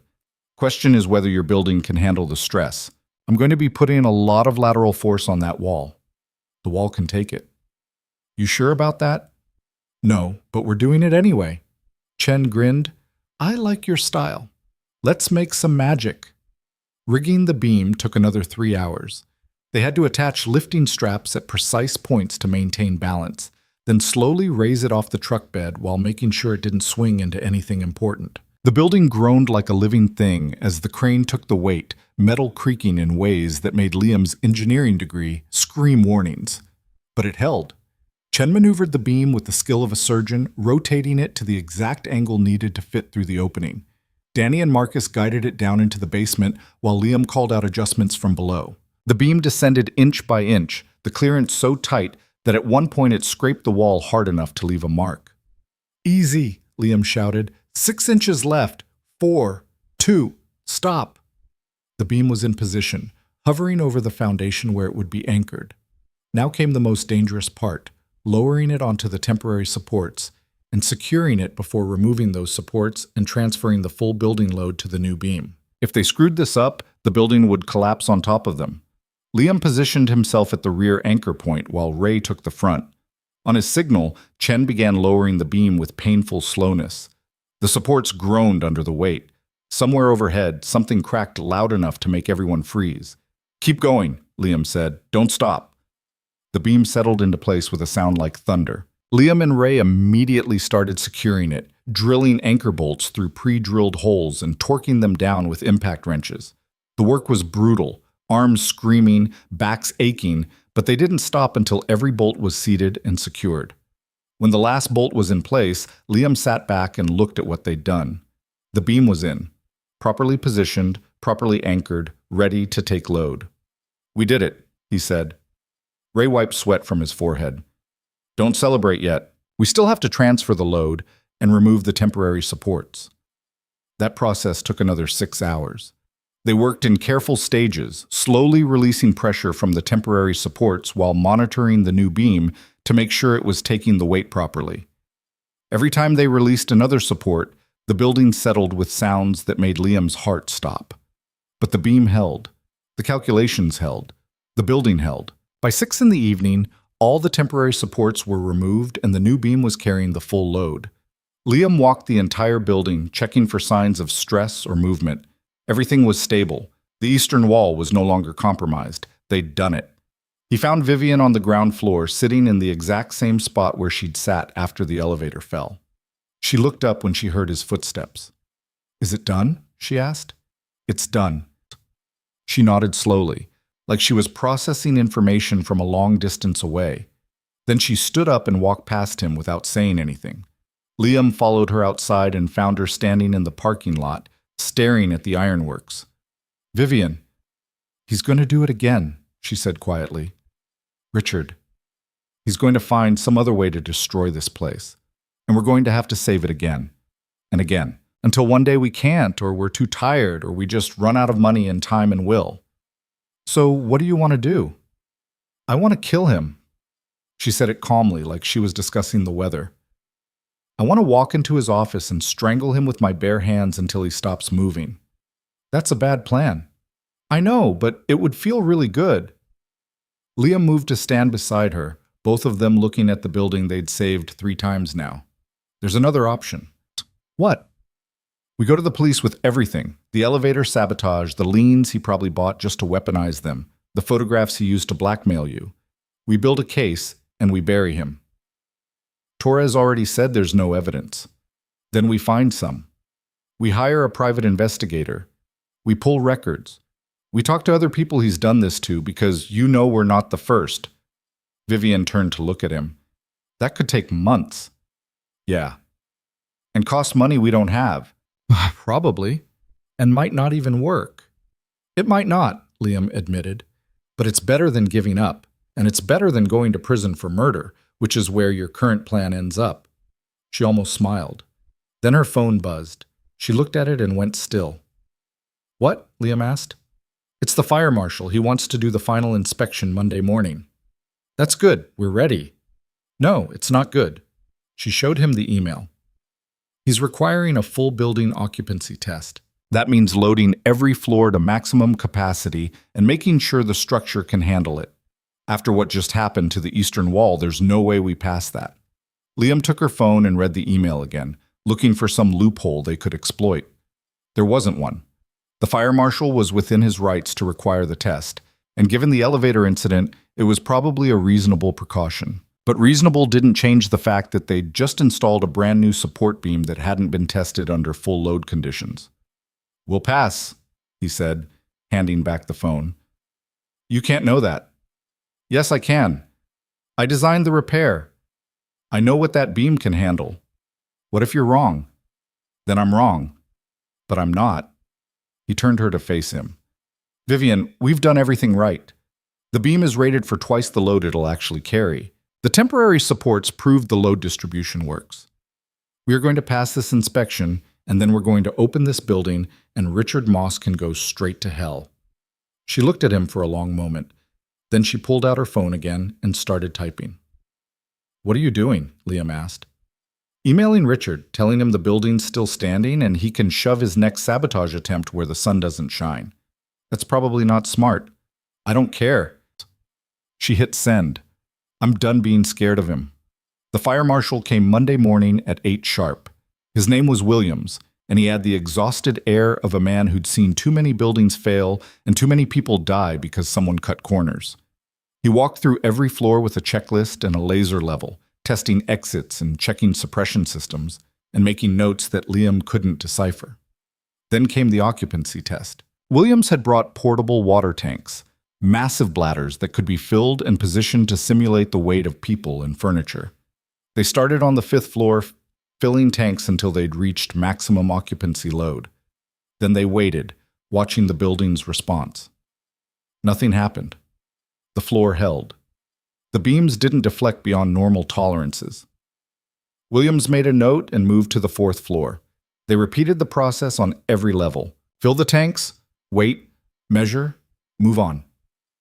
By the time they reached the ground floor, Liam's shirt was soaked with sweat despite the December cold. This was it. The final test. If the building held now, they were done. Williams filled the last tank and stepped back. They waited. The building groaned, metal settling, concrete compressing, the sound of enormous weight being distributed through steel and stone. But it held. The eastern wall held. The new beam held. Williams checked his measurements one final time, then turned to Vivian.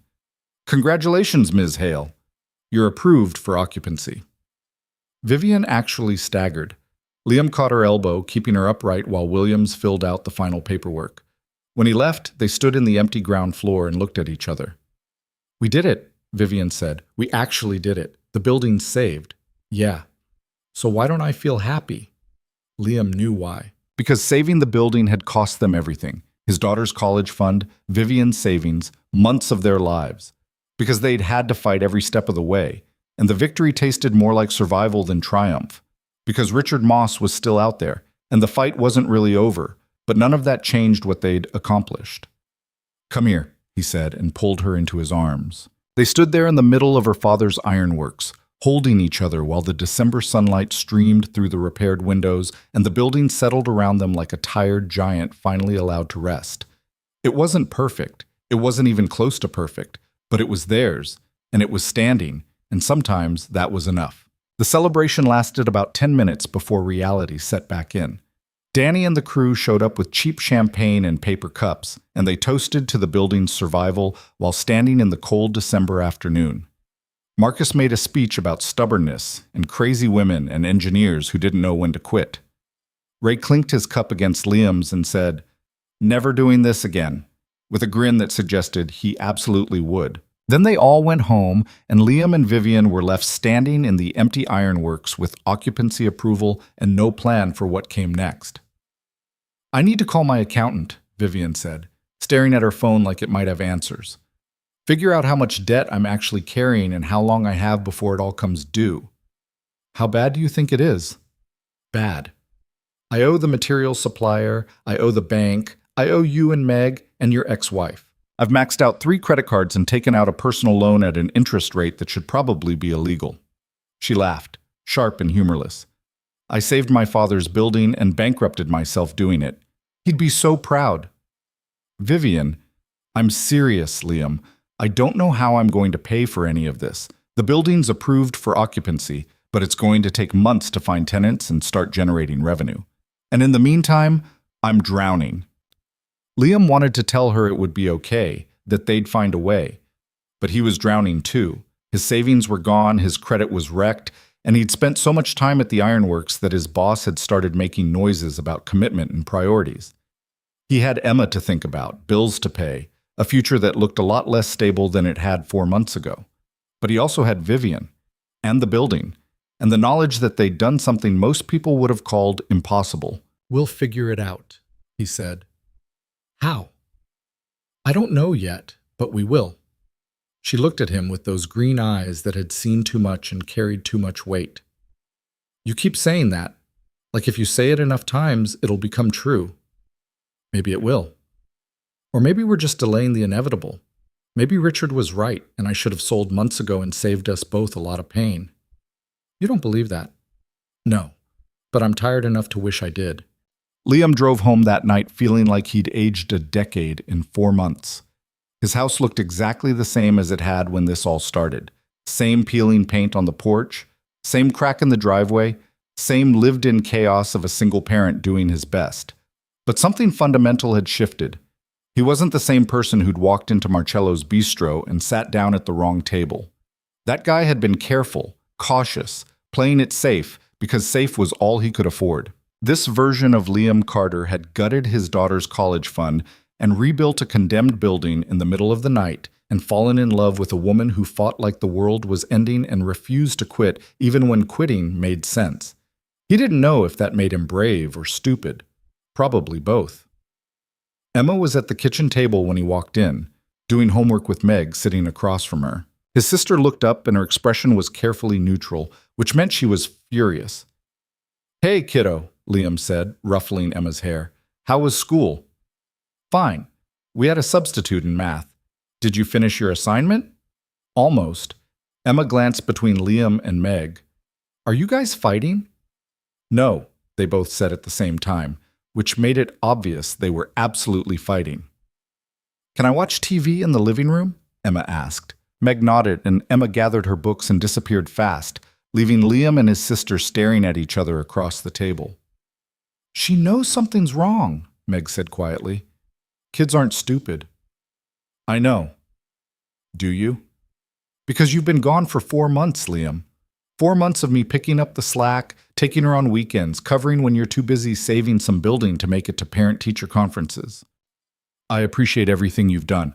I don't want your appreciation. I want you to be her father." The words hit like a slap. Liam sat down hard in the chair Emma had vacated. "That's not fair." "Isn't it? When's the last time you helped her with homework? Made her breakfast? Tucked her in?" "I've been working." "You've been obsessing. There's a difference." Meg's voice softened. "Look, I get it. You care about Vivian, you care about the building. But Emma's 9 years old and she's already lost one parent. She can't afford to lose another one, even if you're just emotionally checked out." I'm not checked out. Then prove it. Come home. Be here. Stop trying to save the world and focus on your daughter. Liam wanted to argue, to explain that it wasn't that simple, that he couldn't just walk away from Vivian now. But Meg was right. He'd been so focused on the ironworks that he'd let everything else slide, including the person who mattered most. The building passed final inspection today, he said. We're done. Good. Then you can start being a dad again. After Meg left, Liam sat with Emma and watched a movie he'd seen a dozen times. And halfway through, she leaned against his shoulder, the way she used to when she was smaller. It felt like forgiveness, or maybe just hope that things would go back to normal. Liam held her and tried to believe that normal was still possible. The next morning, he called Vivian. I need to take a step back, he said before she could speak. From the ironworks, from everything. Just for a little while. Silence on the other end. Then, okay. Emma needs me. And I haven't been there for her the way I should be.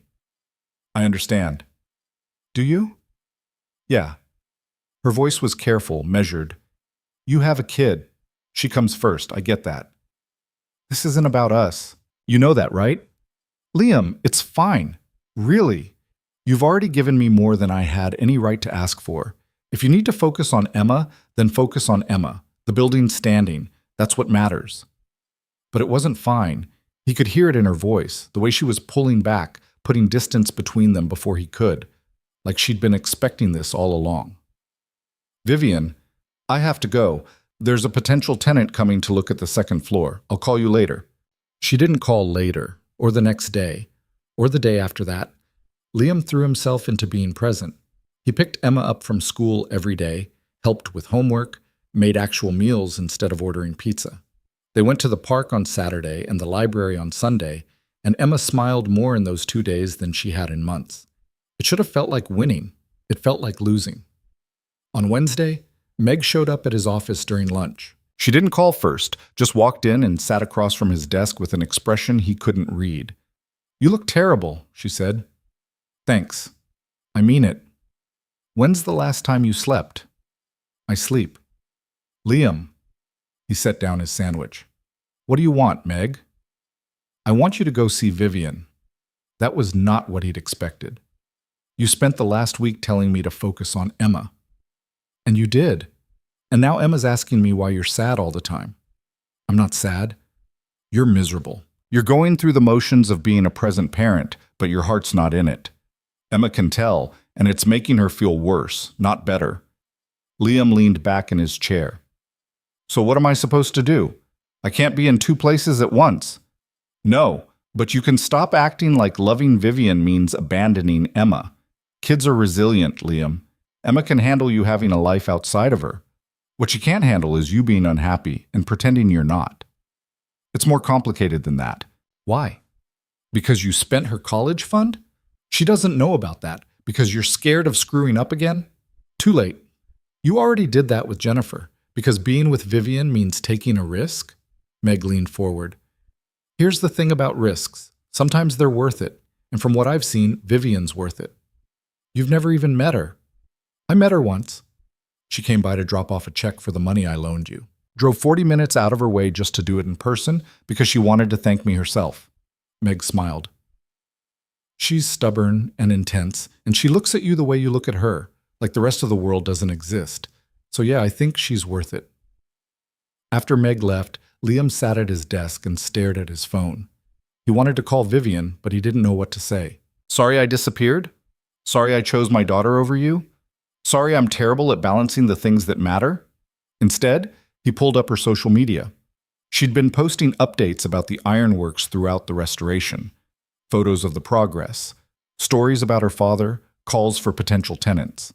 Her latest post was from 2 days ago, a picture of the ground floor, empty and echoing with the caption, "Spaces waiting to be filled, retail and office available, DM for details." The comments were full of congratulations and questions about square footage and lease terms. But Liam noticed what wasn't there. Any mention of him, or the crew, or the fact that she hadn't done this alone. It was like he'd never existed. That night, Emma asked if Vivian was coming over for dinner. Why would she come over for dinner? Liam asked, surprised.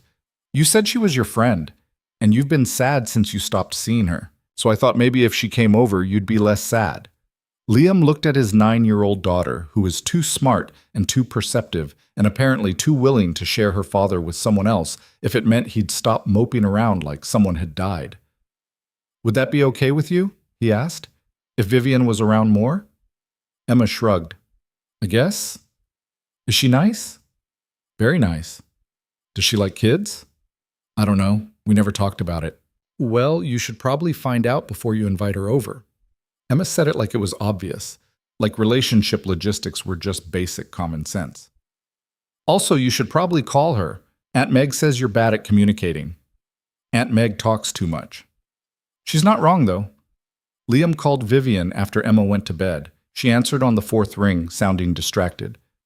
Hey, is this a bad time? No, I'm just... Hold on.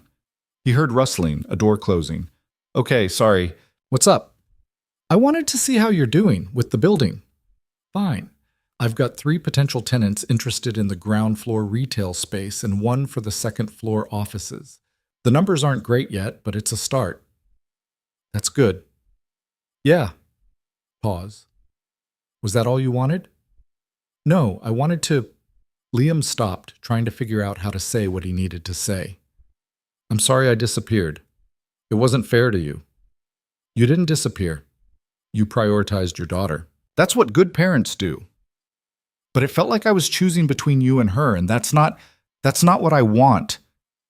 What do you want, Liam? You. And Emma. And a life that includes both of you. Vivian was quiet for a long time. When she spoke again, her voice was softer. I don't know if I know how to do that. Be someone's partner and not just someone's project. Neither do I, but I want to try. What if it doesn't work? Then it doesn't work. But at least we'll know we tried. She laughed, but it sounded wet. You're really bad at this romantic speech thing. I know. Jennifer used to tell me I had the emotional range of a brick. She was wrong. Bricks don't save condemned buildings for people they barely know. I know you pretty well now. Yeah, you do. She took a breath. Come over tomorrow. After Emma's in bed. We should talk about this in person. Okay. And Liam? Bring wine. The cheap stuff is fine. He showed up the next night with a $12 bottle and his heart hammering like he was 16 again. Vivian's apartment looked different than the last time he'd been here. Less impersonal, more lived in. There were plants on the windowsill and photos on the wall and actual food in the refrigerator. You decorated, he said. I had time. Turns out when you're not actively preventing a building from collapsing, you can focus on other things. She poured wine into 2 mugs because apparently she still didn't own wine glasses. Sit. We need to talk about logistics. Logistics.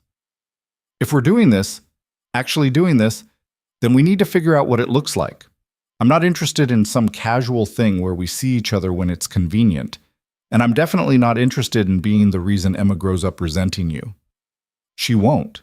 You don't know that. Kids are complicated. Relationships are complicated. Adding them together doesn't make it simpler. Liam sat on her couch and took the mug she offered. So what do you want? I want to meet Emma. Properly, not just in passing. I want to know if she likes me, if we can actually coexist in the same space without it being weird. Vivian sat beside him. And I want you to be honest with me about what you can actually give. Because if you're going to keep disappearing every time life gets hard, I'd rather know now. I won't. You did once already. I took a week to focus on my kid. That's not disappearing. It felt like disappearing. It felt like you decided I was too much trouble and Emma was easier. That's not... Liam stopped. Is that really what you thought? I don't know what I thought, just that one day you were there and the next you weren't, and I was alone again. Her hands were tight around her mug. I've been alone for a long time, Liam. I'm used to it. But getting used to you and then losing you? That would actually hurt. He set down his wine and took her hands. I'm not going anywhere. And Emma's not an excuse or an escape. She's my daughter, and she's always going to come first in some ways. But that doesn't mean there's no room for you. How much room? As much as you want. Vivian looked at him like she was trying to see through him to some truth underneath. I want partnership, Real partnership. 49% of the business, equal say in decisions, your name on the lease alongside mine. That's a lot more than room. That's everything. Yeah. She squeezed his hands. I'm asking for everything, Liam, because I already gave you everything, and if this is going to work, it needs to be mutual. He should have been scared. Should have thought about the fact that he barely had 2 nickels to rub together, and she was offering him half of a business he'd helped save but didn't technically own. Should have considered all the ways this could go wrong. Instead, he said, yes. Yes? 49%. Partnership. My name on the lease. All of it. Yes. Vivian's eyes went bright. You're serious. Completely serious, on one condition. What condition? You have dinner with me and Emma this weekend, and if she doesn't like you, we figure out how to make it work anyway. She laughed and cried at the same time, and Liam pulled her close and kissed her while the cheap wine went warm in their forgotten mugs.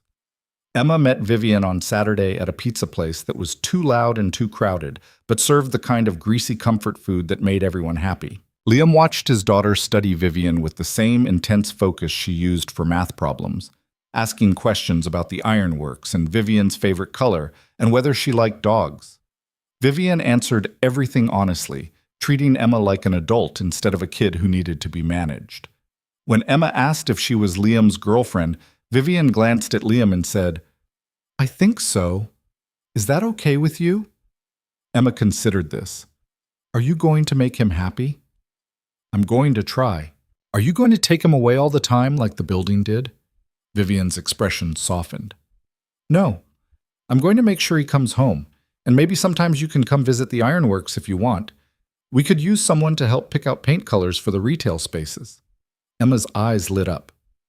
Really? Really, I'm terrible at decorating. I could use the help. Just like that, the tension broke.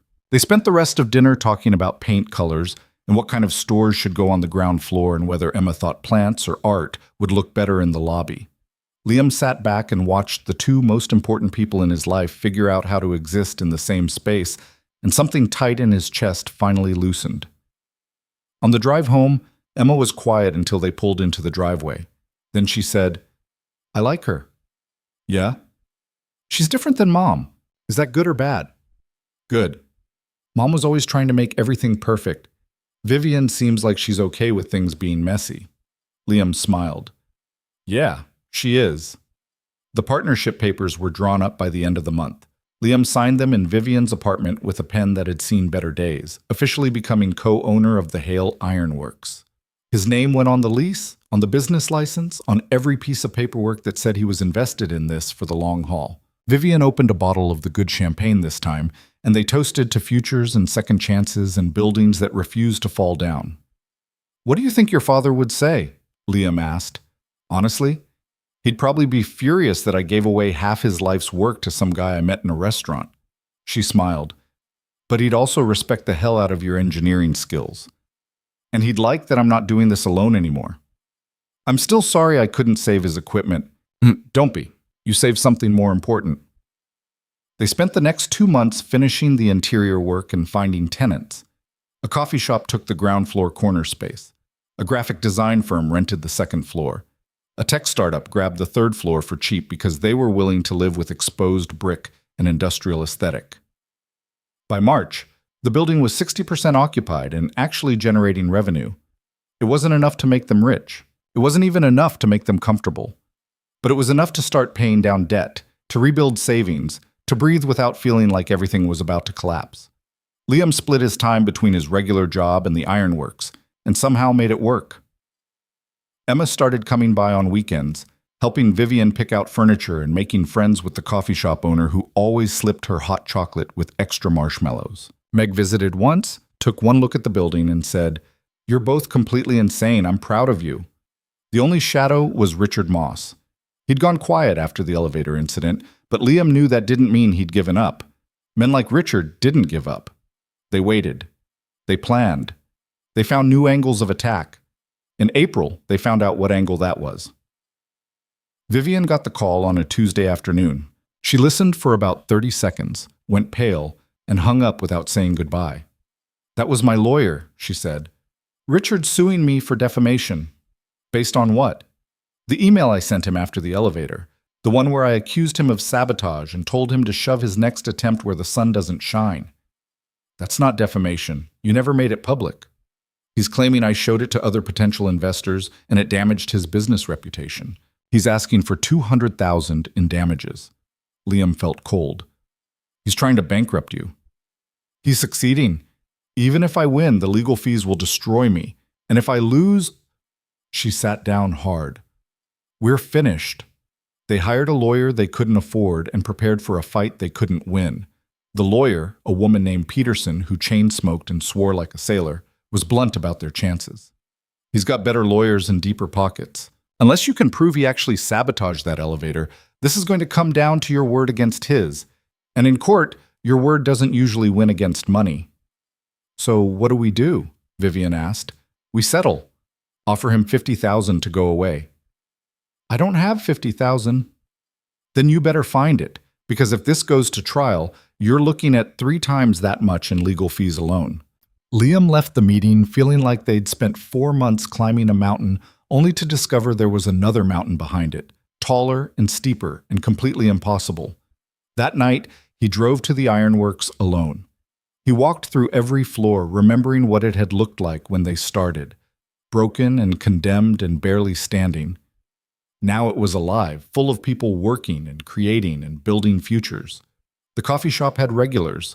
The design firm had landed a major client. The tech startup was already talking about expanding to the 4th floor. They'd done this. Against every odd, they'd saved this place. And Richard Moss was going to take it away with a lawsuit. Liam sat on the ground floor until midnight, thinking. Then he made a call. Torres, the detective who'd investigated the elevator, answered on the 3rd ring. Carter, it's late. I need to hire a private investigator. For what?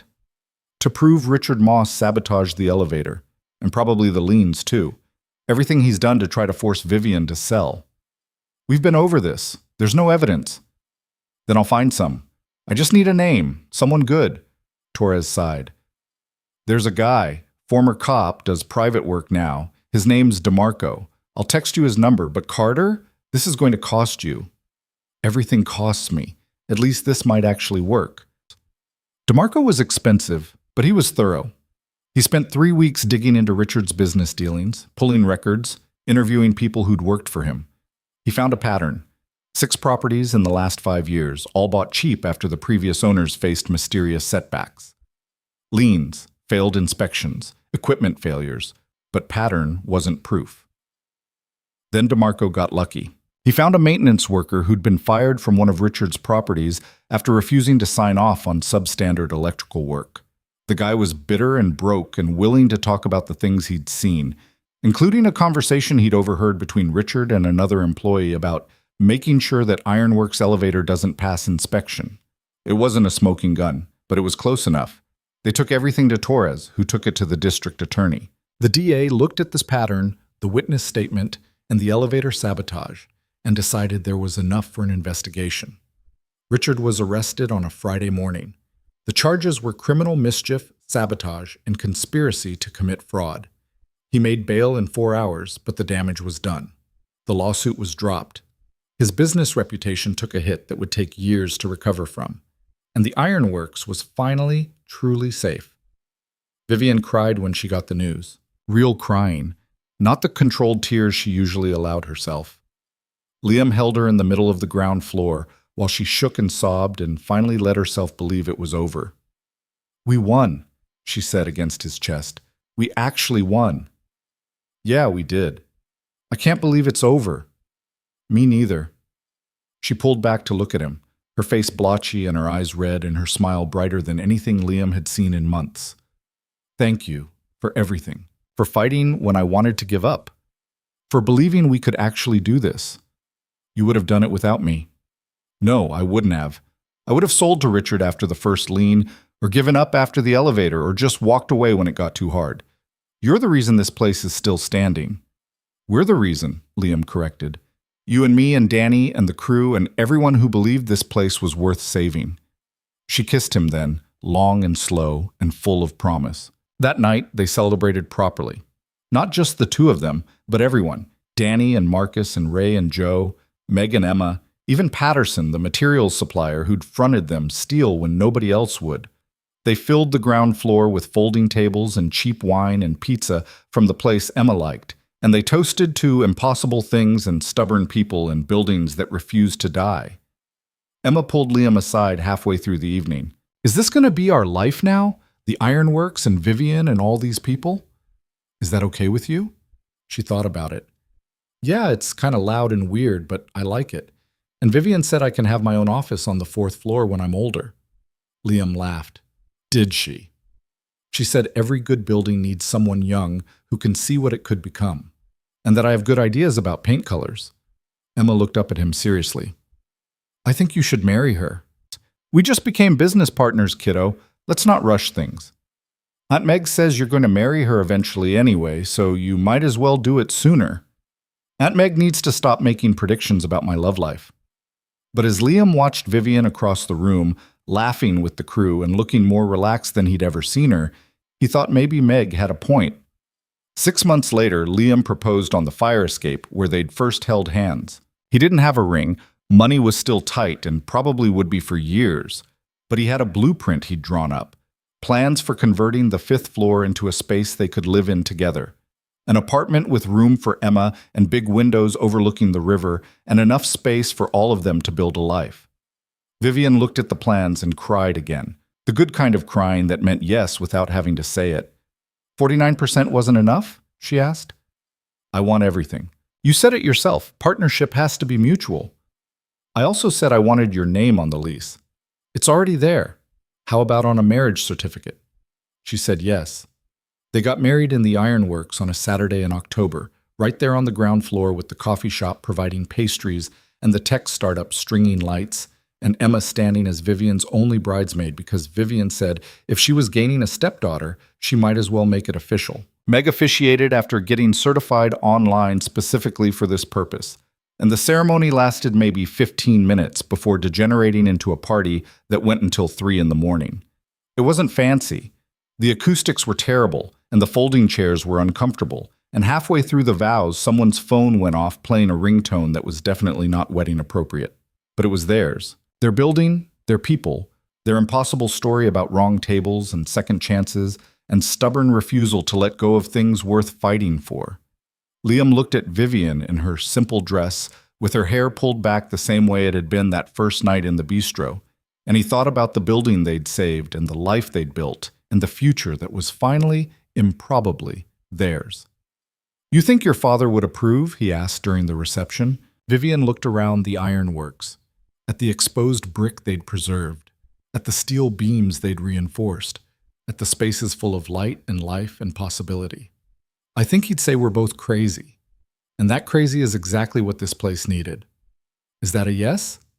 Yeah, it's a yes. Emma appeared between them, stealing a pastry from the dessert table. Are we going to live here now? On the 5th floor, Vivian confirmed. Your dad drew up the plans. You'll have your own room with a view of the river. Can I paint it whatever color I want? Within reason. What's reason? Nothing that glows in the dark or makes my eyes hurt. Emma grinned and ran off to tell Meg about her new room, leaving Liam and Vivian standing in the middle of their celebration. This is it, Vivian said quietly. The thing my father wanted. The building saved, full of life again. Him living on through what we built. Not just what we built. What you built. This was always your dream. No, it was his dream. Mine was just not letting him down. She leaned into Liam. But somewhere along the way, it became ours. And that's better than anything I could have planned. The ironworks continued to thrive. They converted the 4th floor into loft apartments that rented within weeks. The 5th floor became their home, and Emma decorated her room in shades of blue that made Liam's eyes hurt but made her happy. The building settled into its new life, solid and strong and full of the sounds of people living and working and creating.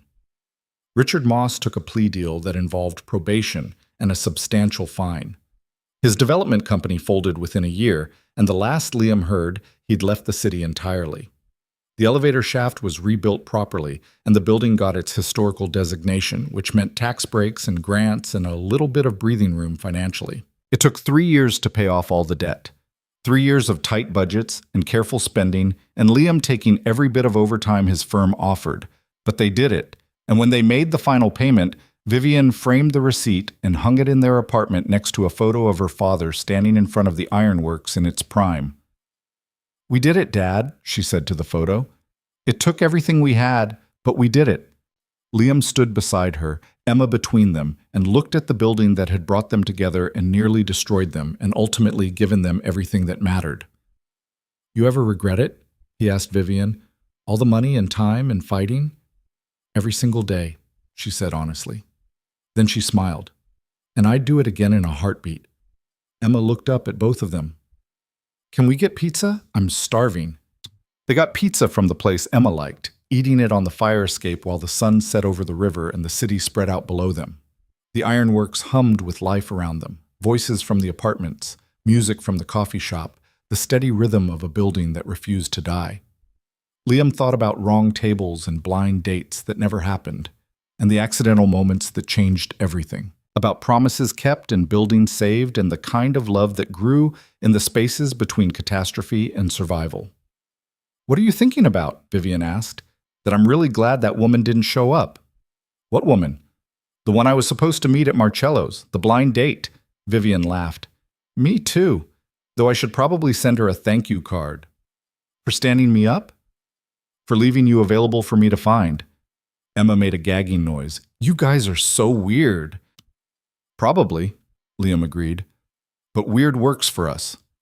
They sat on the fire escape until the stars came out and Emma fell asleep against Vivian's shoulder. And Liam looked at his family and his building and his impossible life and thought about how the best things were never planned. They were just the result of showing up, staying stubborn, and refusing to walk away when anyone sensible would have quit. The ironworks stood behind them, solid and scarred and absolutely beautiful. A monument to impossible things and the people stubborn enough to make them real. And somewhere in the foundation, in the bones of the building they'd saved together, Liam could almost hear it breathing, steady and strong and alive.